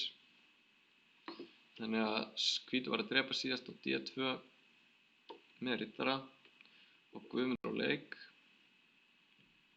Og ég myndi nú gjarnan vilja að fara að reyna að riddari A5, hrókur C8, eitthvað svona. Hann leikur hrókur B8, Gummi ætlar sennilega að leika B5 og ná tökum á reitum á drottningavægnum og reyna þá kannski ef að tækifæri gefst að búa sér til mótspil með að leika B4. Hann er með eins og vorum að tala á hann sterkur biskupa og af hverju ekki að nýta þá. Þannig að þetta lítur vel út hjá Gumma myndi ég halda. Helgi á öðru borði gegn Tíger Hillarp. Svartur var að leika A5. Helgi er með miklu meira pláss, miklu meira rými en hann er með varanlega veikleika á F-línunni, þetta tvípeð og svartur reyna að búa til veikleika líka á drottningavægnum. Helgi leikur B5. Svarta riddarinn endar á furðulegum stað hérna á A7 og nú er Helgi að reyna að hrifsa til sín frumkvæðið með að leika E5 og þetta er dálítið skemmtileg hugmynd. Þegar við sjáum svartur bakka með riddarinn svona C8 eftir E5 eða svartur drepur hér þá er spurning hvort þetta B5 peða lendi ekki í vandræðum. B6 peða afsakið. Hvort hann geti jafnvel bara þess að drepi strax vegna þess að hrókurinn á D8 er í uppnámi í framhaldinu. Þannig að svartur leyfir það ekki og bakka með riddarinn á C8. Og nú hugsar Helgi. Þetta peð er veikt á B6 en það er kyrfilega að valda augnablikinu og gallið með B5 leikin á hann hjá Helga var að þessi biskup lokar svolítið úti hérna, hann er fastur á bakvið þetta C4 peð. Þannig að Helgi hugsar, getur hann nýtt sér pressuna eftir D-línunni. Ef að svartur eftir leik er spurning hvort það fari með hrókin eitthvað í burtu og reynir síðan að drepa hérna á E5. Þetta eru spennandi stöður hjá okkur í þessari viðureign. Hérna er lenka með svartjá gegn Píu Kramling og Pía var að leika G4 sem er svona klassískur leikur í þessum struktúr og honum er oft svarað með F5. Svartur verður einhvern veginn að reyna að svara þessu mikla rými sem að hvítur hefur í svona stöðutypu. Þannig að G4 þá getur það uppskipti og hvítur fengi kannski G-línuna eða þá að hvítur drepi tilbaka hérna F5 með E-peðinu. Þetta er líklegt framhald, myndi ég halda. Jóhanna með spennandi stöðu gegn inn og agrest og hér er komin riddarafórn á F4. Við vorum með stöðuna áðan eftir biskup G6 og Jóhanna lék drottning E2. sem hótar riddaranum á H5, hótar sem sagt að drepa biskupinn á G6 og taka H5. Þannig að Agnes lék þá riddari F4 og Jóhanna drepur þá F4 og gefur hennar svarthærða biskup. Fljótt á litið virðist gallinn við það vera að þessi biskup er skyndilega orðinn svakalega sterkur á A7. En Jóhanna kannski getur reynt að loka skálinni með D4 á eftir. Hún gerir það. Nú geti komið hrókur E8 kannski. Ég er örlítið hræddur að Jóhanna sé að lenda undir einhverju pressu á F-línunni. Lítur mjög ógnandi út ef að svartir nær að opna F-línuna með eftir upp í G3. Vignir á 5. borði var að leika biskup E6 í hollensku vörninni sinni. Og hvað er að gerast hér? Hvað gerist til dæmis ef að hvítur drepur hérna á E5? Þá gæti Vignir drepið hér, drepið á C5 og biskup drepið C7 á svartur eitthvað betra hérna. Getur drepið hérna fyrst og eftir biskup drepur E5, biskup drepur C4 sem að hótar það bæði drottningunni og biskupnum á E5 og þá virðist nú, já hvað, hvítur þurfa að drepa hér. Drepið.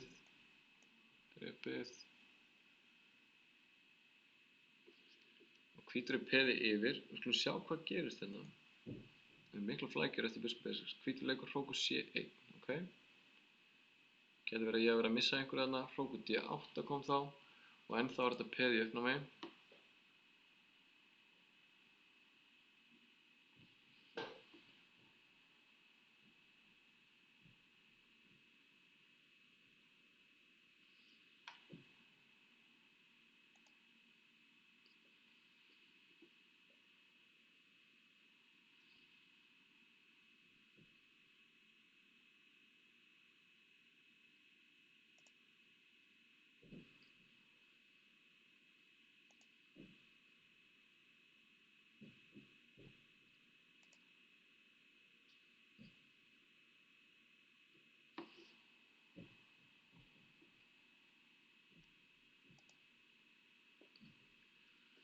Patel á 7. borði er með mun betri tíma núna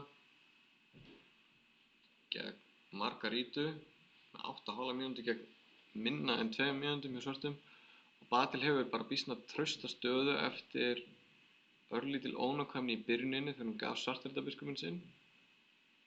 Hún er að handa staða að vera nokkuð jöfn en svartur þarf alls ekki að kvarta hér en með mjög sterkan biskup á G7 og svartur stendur nú sennilega örlítið betur.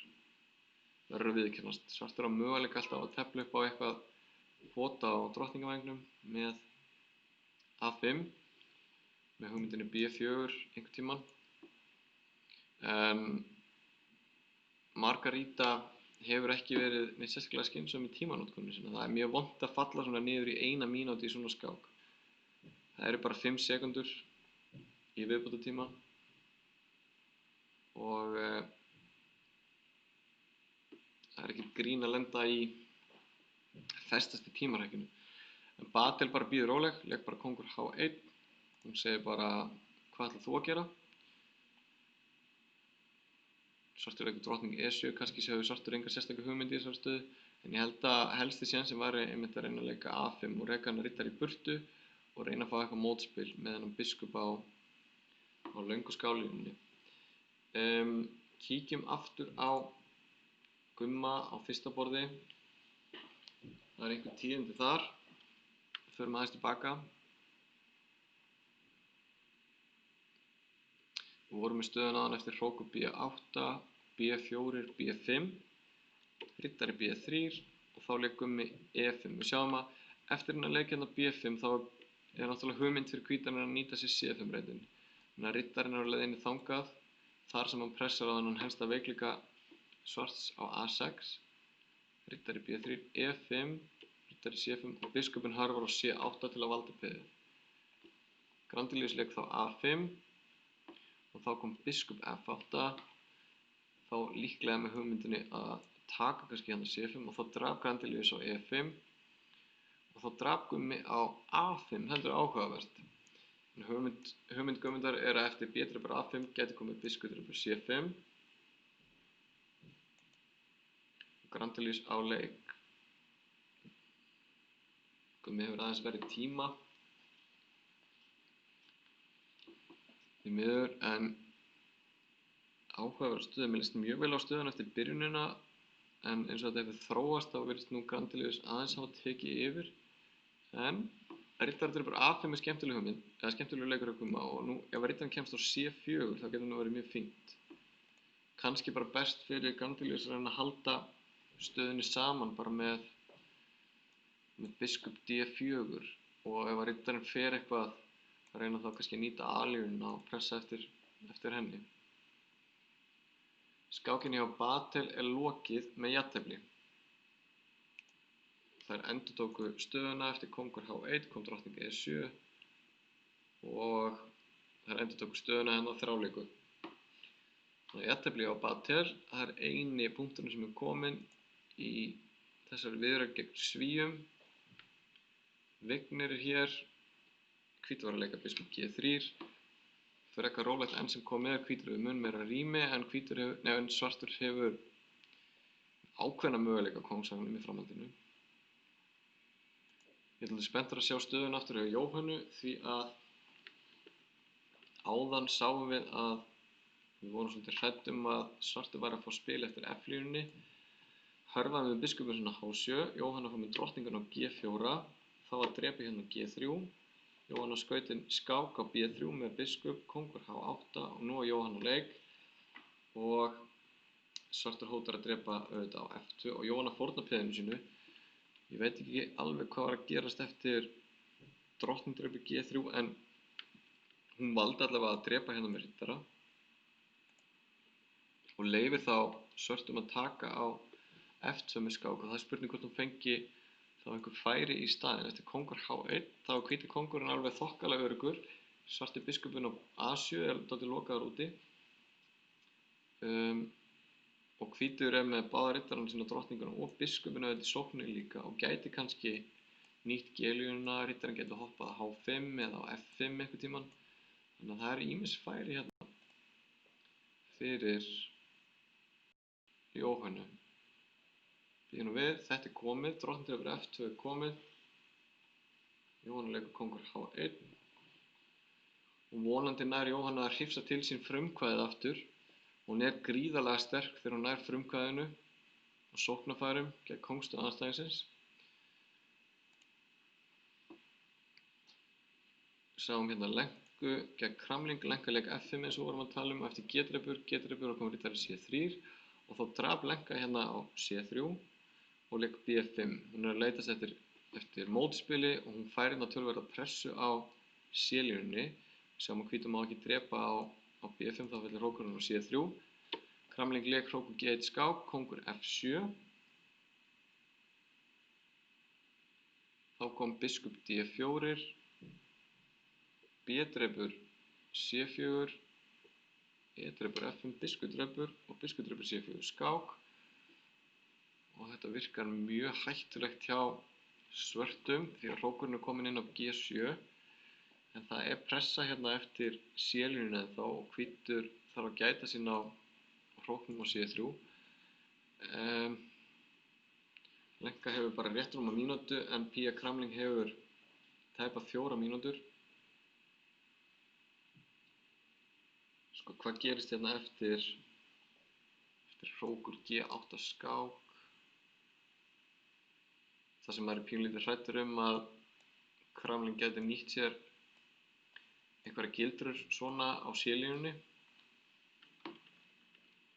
Getur verið hættulegt. En eftir hrókur G8 skák þá verður nú líklega að lenka að annaðhvort að fara með kónginn á E7 eða leika riddari F8.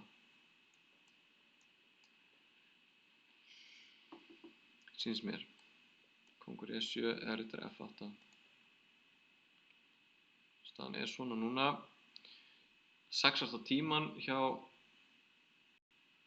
öllum keppendum í þessari viðureign og við erum komin inn aftur í skákinni á Guðmundi.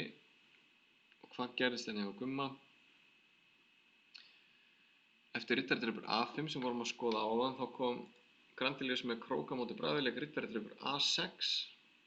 Eftir biskupdrepur A6 kom B-drepur A5 sem hótar biskup B6 sem að vinnur skiptamun á D8.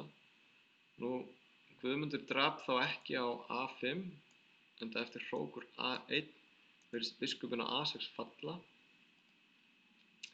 Þannig að Guðmundur lék biskup A3 og þá kom biskup B6 og þá fórnaði Gummi skiptamun, drap á B6 og eftir hrókur B1 þá bakkaði með biskupinn.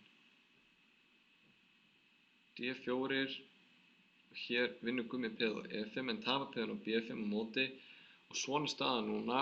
Grandelius heilum skiptamun yfir en öll peðin sem eftir eru á sama væng og ég myndi halda að væru þokkalegi möguleika fyrir Gumma að halda jafntefli í svona stöðu en hann mjög lágur á tíma.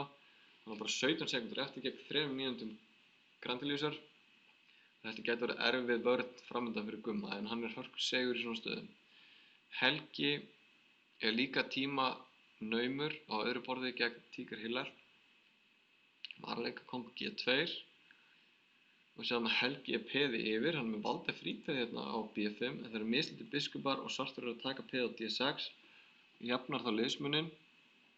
Hvíta kóngstaðan töluvert veikari en svarta kóngstaðan og það lögmál gildir oft með mislítið biskupa að sá sem í sókn, hann stendur betur en eins og staðan núna þá þetta B5 peði töluvert tromp fyrir Helga og svartur þar má ekki fara langt með mennunum sína. Það er spurning hvort að Helgi geti reynt eitthvað með hróknum sínum, þessi hrókur er svolítið bundinn við þetta A4 peð, þannig að Helgi valdar það núna og fríar þá hrókinn sinn sem geti farið til C6, bæði til að hóta biskupnum og kannski til að styðja B-peðið. Hrókurinn geti líka farið allavega til C7, það geti verið mjög sterkt ef hvíti geti tvöfaldað á 7. riddararöðinni.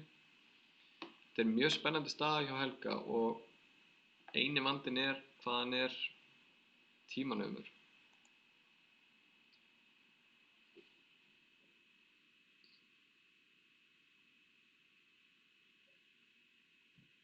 Við ætlum að kíkja aðeins aftur yfir til Vignis sem er eitthvað að reyna að fá mótspil á kóngsvagnum. Sáum að Vignir lék hérna síðast drottning H5 og því var svar með drottning E2 og þá kemur riddari D4 hjá Vigni og hugmyndin að sjálfsögðu er eftir riddaradrepur D4 þá kemur drottningdrepur H2 og máta H1. Þannig að það sem gerðist þá var hrókudrepur D4, hvítur neyðist þessa fórna skiptamun, Vignir drap með peði og hrókur D3. Þannig að Vignir virðist vera að ná að snúa á Milton Panzer hérna og nú langar mig gjarnan að reyna að fara að leika C6 við tækifæri. Ég veit ekki alveg hvert þessi riddari á að fara. Er ekki Vignir bara að vinna núna? Hann er búinn að vinna mann hérna H2. Hvítur má ekki taka tilbaka með riddara út af leppunni. Já, Vignir er algjörlega með hérna. Riddari E5. Býðum við. Skák hér. Hvað er að gerast eftir drottningdrepur E2, hrókur H3. Það er engin hætta, kóngurinn sleppur. Vignir er að vinna, hann drepur auðvitað drottninguna. Hrókur H3 er bara sprikl og hvítur gefst upp. Glæsilegt hjá Vignir, vinnur hérna sigur á Milton Panzer hjá Svíum. Staðan er 1,5 Íslandi í vil og 4 skákir eftir. Jóhanna Björg sem er með hvítt gegn inn og aðgræst býður nú við. Hvað er að gerast hér? Báðir eiga rúmlega 20 sekúndur eftir. Jóhanna var að drepa B7. Þá kom hrókur F8. Getur Jóhanna drepið á A7 núna? Þá getur komið drottning D2 sýnist mér og H2 peðið er í vandræðum. Jóhanna þarf að gæta sig mjög, þessi biskup er mjög klúnalegur A7. Jóhanna leikur hrókur G1, það hlýtur að vera rétt að styrkja vörnin eitthvað, en býðum nú við, hvað gerist núna eftir drottning H4 sem að hóta máti á H2, þá getur komið hrókur G2. Þetta er mjög hættuleg staða, hrókur G2, þetta teflir svona. Ef að svartur skákur núna F1 kemur riddaradrepur, hrókudrepur og hrókur aftur fyrir, þá getur komið drottning F2. En hún misti af því sýnist mér. Biskupinn á A7 er eins og stórt peð. Drottning F4, býtu nú við, er eitthvað mátótun hér? Jóhanna bakka með drottninguna.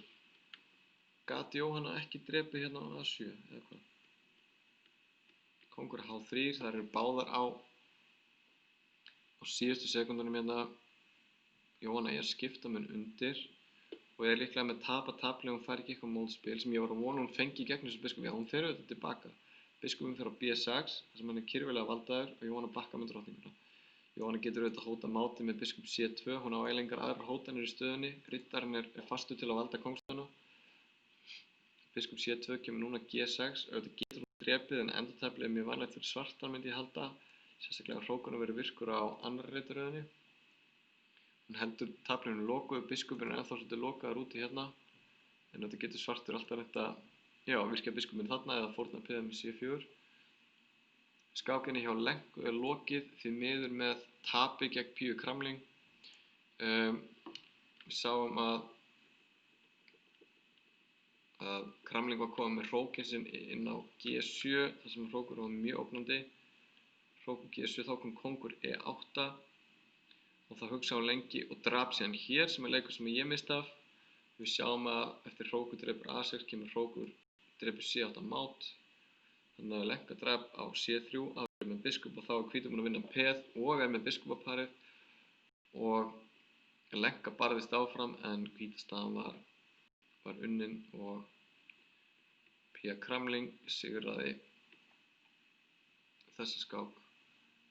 Helgi Ás hefur lokið sinni skák með jafntefli gegn Tígri Hillarp. Helgi náði ekki að gera sér mat úr B-peðinu og skák Guðmundar gegn Grandelius er lokið því miður með tapi. Þannig að staðan núna er bíða nú við, passa mig á að telja rétt hérna. Vignir vann og jafntefli hjá Helga og það er 3-2 fyrir Svíum og Jóhanna er 1 eftir. Það er 3-2 fyrir Svíum og Jóhanna er 1 eftir og þær eru hérna í einhverju tímahræki og Jóhanna er orðin, að mér sýnist manni undir hér. Hún hefur tapað riddarinn sínum á F5. Spurning hvort hún hefði getað leikið riddari C4 þannig í staðinn. En hún er með fullt af peðum fyrir og vonandi nær Jóhanna að mynda sér eitthvað mótspil hérna eftir kóng G4. Þetta er ennþá spennandi, þetta er langt frá að vera búið. Hún hefur 2 peð fyrir mannin. Ef að svartur fer með kónginn yfir á drottningavagnin þá kemst hvíti kóngurinn inn á E6. Núna kóngur F5, kóngur C3, kóngur E6, kóngur drepur C4 og Jóhanna virðist ekki vera nægilega fljót með kónginn. Þannig að spurning hvort hún þurfa að leika, hún fer í H-peðið. Dugar það til, kóngur drepur H4 en svartur getur bara drepið hér. D6, já þetta verðist vera að tapa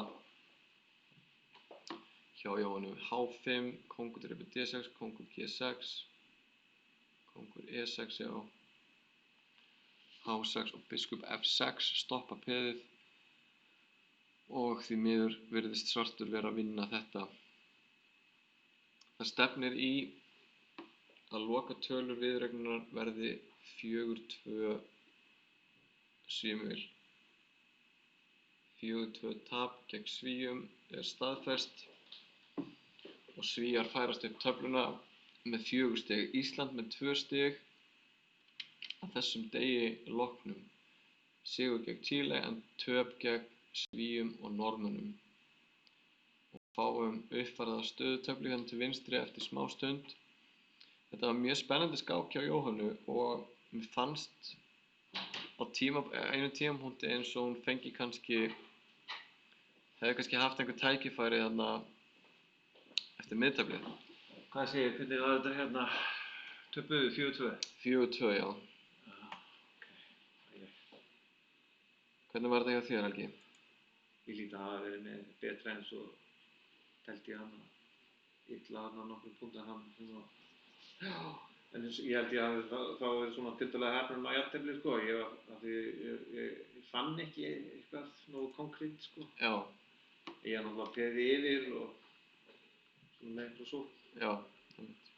En það var þarna áður sko þegar hann fyrir að príla hann með drottninguna. Ég var þarna bara, misti þarna R6 þegar það var svolítið það var sennilega R6 svolítið vitlaus. Já.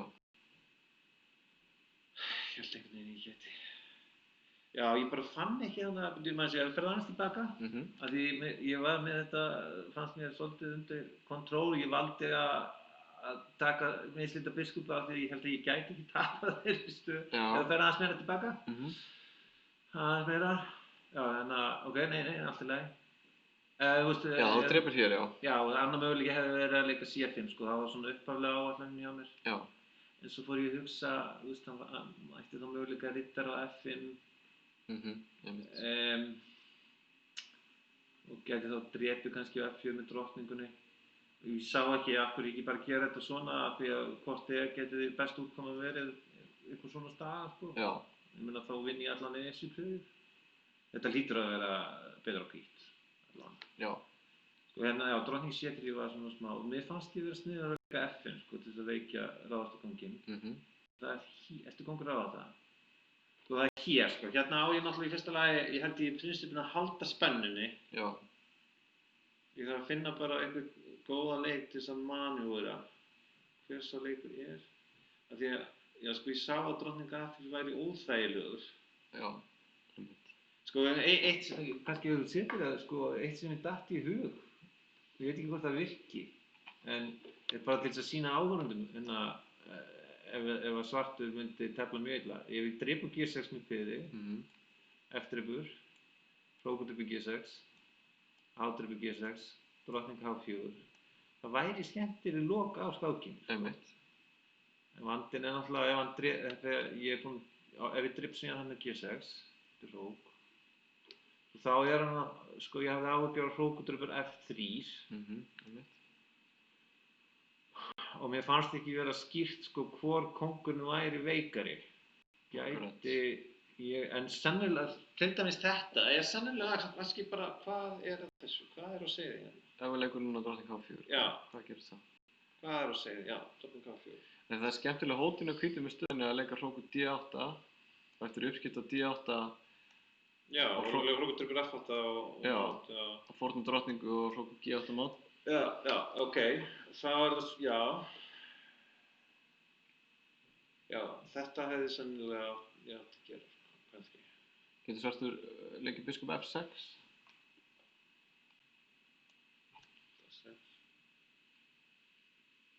Já, ok, svartur hvítur hóta þessu stöðinni, biskup F6.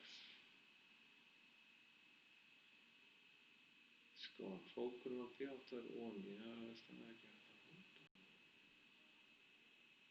Það gerum við að benda hér. Ég geti haft þetta að hóta. Hver þú að hóta? Þú að hóta ykkur? Ef ég tegum frá segjum bara drottning H5 til dæmis. Drottning H5. Má ég leyfa með þér að leika hrókur H3 núna? Já. Það nokkuð. Ok. Förum þá frekar á H6. Hvað gerist þá? Drottning H6, já. Já, mér fannst þetta, ég reiknaði ekki neitt út í þessu, mér fannst þetta bara smá hættulegt, sko. Ef ég leik hrókur H3 núna? Já, það er spurning, sko. Ég hugmyndi hann að leika drottning F4, en þú getur þá leikið biskup E5, ekki satt? Einmitt. Þetta er mjög spennandi stað, hótanir á báða bóga. Já, en þarna kemur það í baki á mér að ég var miðaldra kall og reikni geta hann ekki eins mikil og þegar ég var upp á mitt besta fyrir 20 árum. Já. Sko, en, hvað ég sjá, skoðum þetta aðeins samt hérna, þetta hlýtur að vera áhugavert eins og því. Sko, en stöðulega, óháð því, sko, þá en að F6 gekk ekki upp, eins og þessi hugmyndi. Ef við setjum bara stöðuna áður en í dreipur G6, eða áður en að, sko, stöðulega er það kostur, sko, svartur til dæmis aldrei að fara að drepa peðið á F5 með peði, út af því þá opnast kóngurinn svo. Og það er náttúrulega kostur að hafa F-línuna lokað margan hátt. En ef það sé eitthvað konkrétt þarna á G6, þá er það náttúrulega spennandi. Sko, drauma City hjá sjónum væri einhvern veginn að ná að liquidera eða sko, hvernig getum við stjórnað hótunum Svars án þess að skemma stöðuna? Sko, spurningin sko, er biskupinn að athuga að gera eitthvað því að hann verður vandamál? Hvað með bara biskup B1? Biskup B1, já.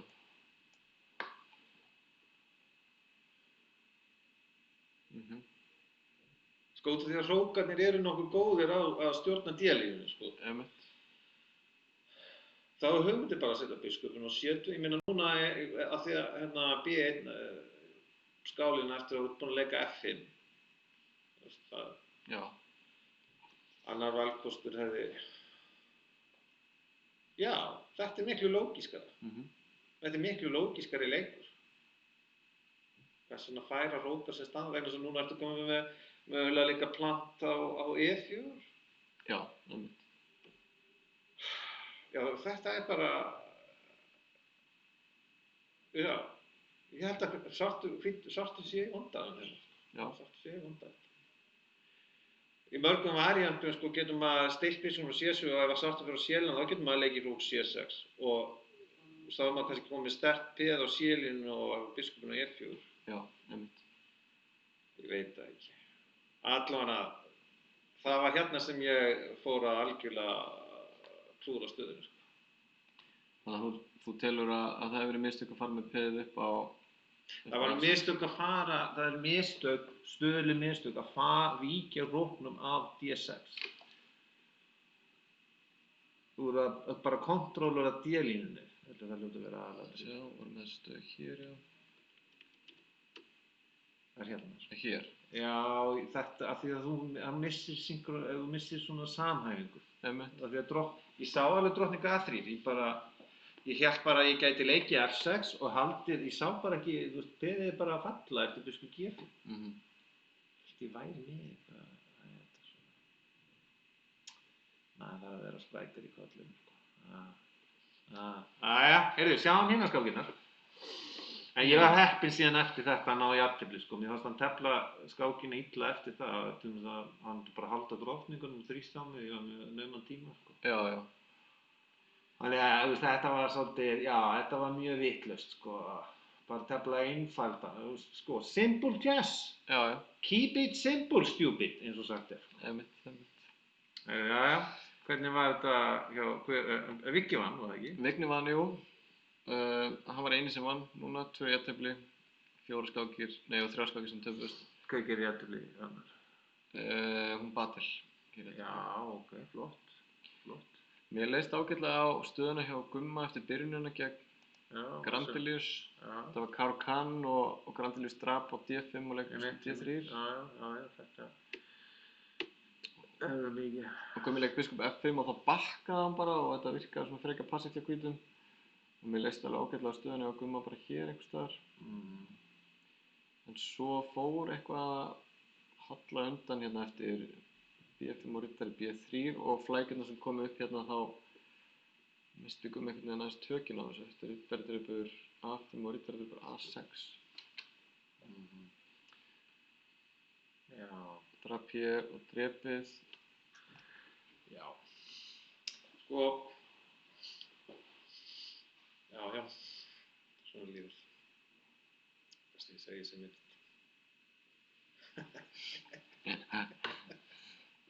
Já.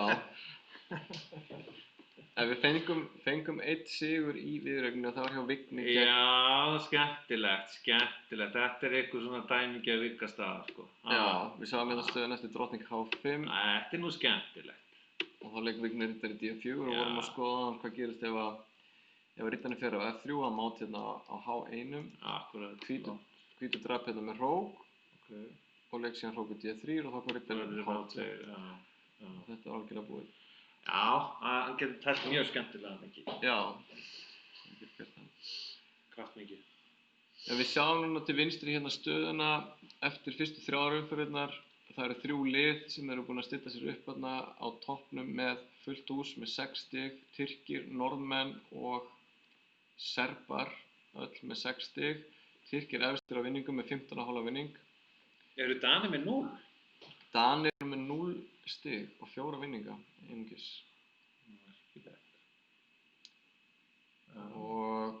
en við erum allavega ekki í botnsætinu, erum við ekki í stiga, erum við ekki svona 7-8 á stigum eða eitthvað? Við erum núna í 7. sæti. En svona stigalega fyrirfram, erum við ekki einhvers staðar? Já, það er góð spurning. Jú, það bil held ég. Það bil. Held ég að sé alveg rétt. Við erum akkurat, býtum við. Ég er ekki hægt að sjá það einhvern veginn fyrirfram. Nei, þetta er startingur alltaf. Það skiptir ekki. Jú, við erum 7. Nú erum við... sæti á stigum, sko. Já, við erum 7. sæti stig. Já, en fyrirfram veit ég held við hljótum að vera aftar það. Þannig að einlega hljóta að vera... Ég held að Chile sé líka stigar en við. Og náttúrulega Danmörk. Það ætla sér ekki bara Guatemala og Írland sem er stigalæra, myndi ég halda. Það er sko, býtum við... Jú, það getur verið, já. Já. Heyrðu. Mér þykir leitt að hafa ekki þjóna land og þjóð betur í dag, en allavega, Kemur alltaf dagur eftir þennan dag? Já, ég allavega tapa ekki fyrir honum Tíger. Ég nefnilega sko, ég vann hann tvisvar með hvítu í þessari byrjun, þessari afbrigði, Já. 1997. Já. Fyrst í Kaupmannahöfn og svo Reykjavík. Okay. Og mér leið svo vel svona að því að mér fannst hann ekki tefla mikill í skynsemi að já, heyrðu, erum við bara komnir aftur til ársins 1997? Erum við virkilega komnir allavega þangað aftur? Þá var ég 20 sko og Tígur er aðeins eldri. En í gamla daga hefði ég held ég séð biskup B1 sko. Já. Heldur þetta svona svipað þá eins og núna eða hvað? Já, þetta voru mjög svipaðar skákir alveg eins og í þessi skáki sjálfu sér sko að ég bara ýtti honum hægt og síðan út af borðinu. Já, ok.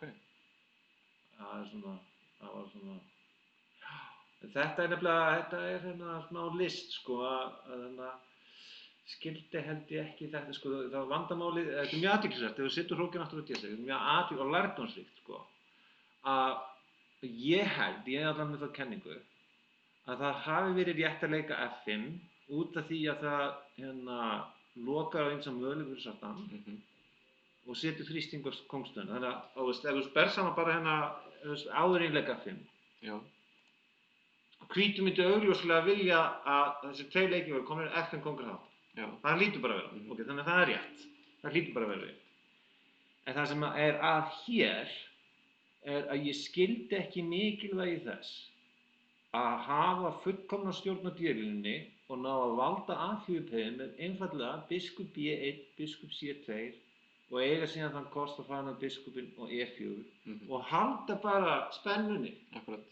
Og segja sem bara, hvað ætlar þú að Bartósa? Já, einmitt. Þetta er mjög mikilvægt í skák, sko. Í staðinn fyrir, sjáðu, þá leikir hrókur C6 og þá missir aðeins svona samhæfingu og núna hótar hann A4-peðin og hvernig á ég að valda það?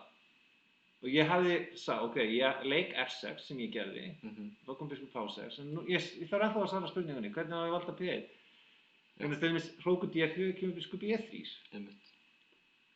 Og óþægilegt að tapa þessu P-i út af því að og ef ég leiktur hann í C2 þá fellur F3. Einmitt.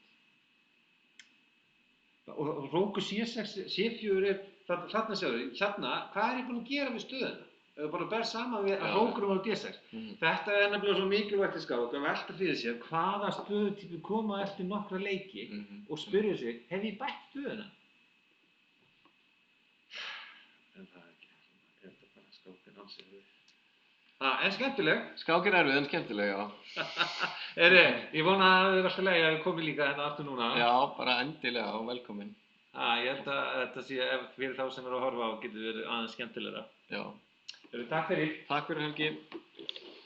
Já, þetta var Helgi Ás Grétarsson að fara yfir skákina sína gegn Tíger Hillar Persson sem að lauk með jafntefli eftir skemmtilega baráttu og Helgi hélt í fram að hann hefði átt að leika þarna í staðinn fyrir hrókur C6 hefði átt að leika biskup B1 og reyna þá að valda A4 sitt með biskup C2 í framhaldinu.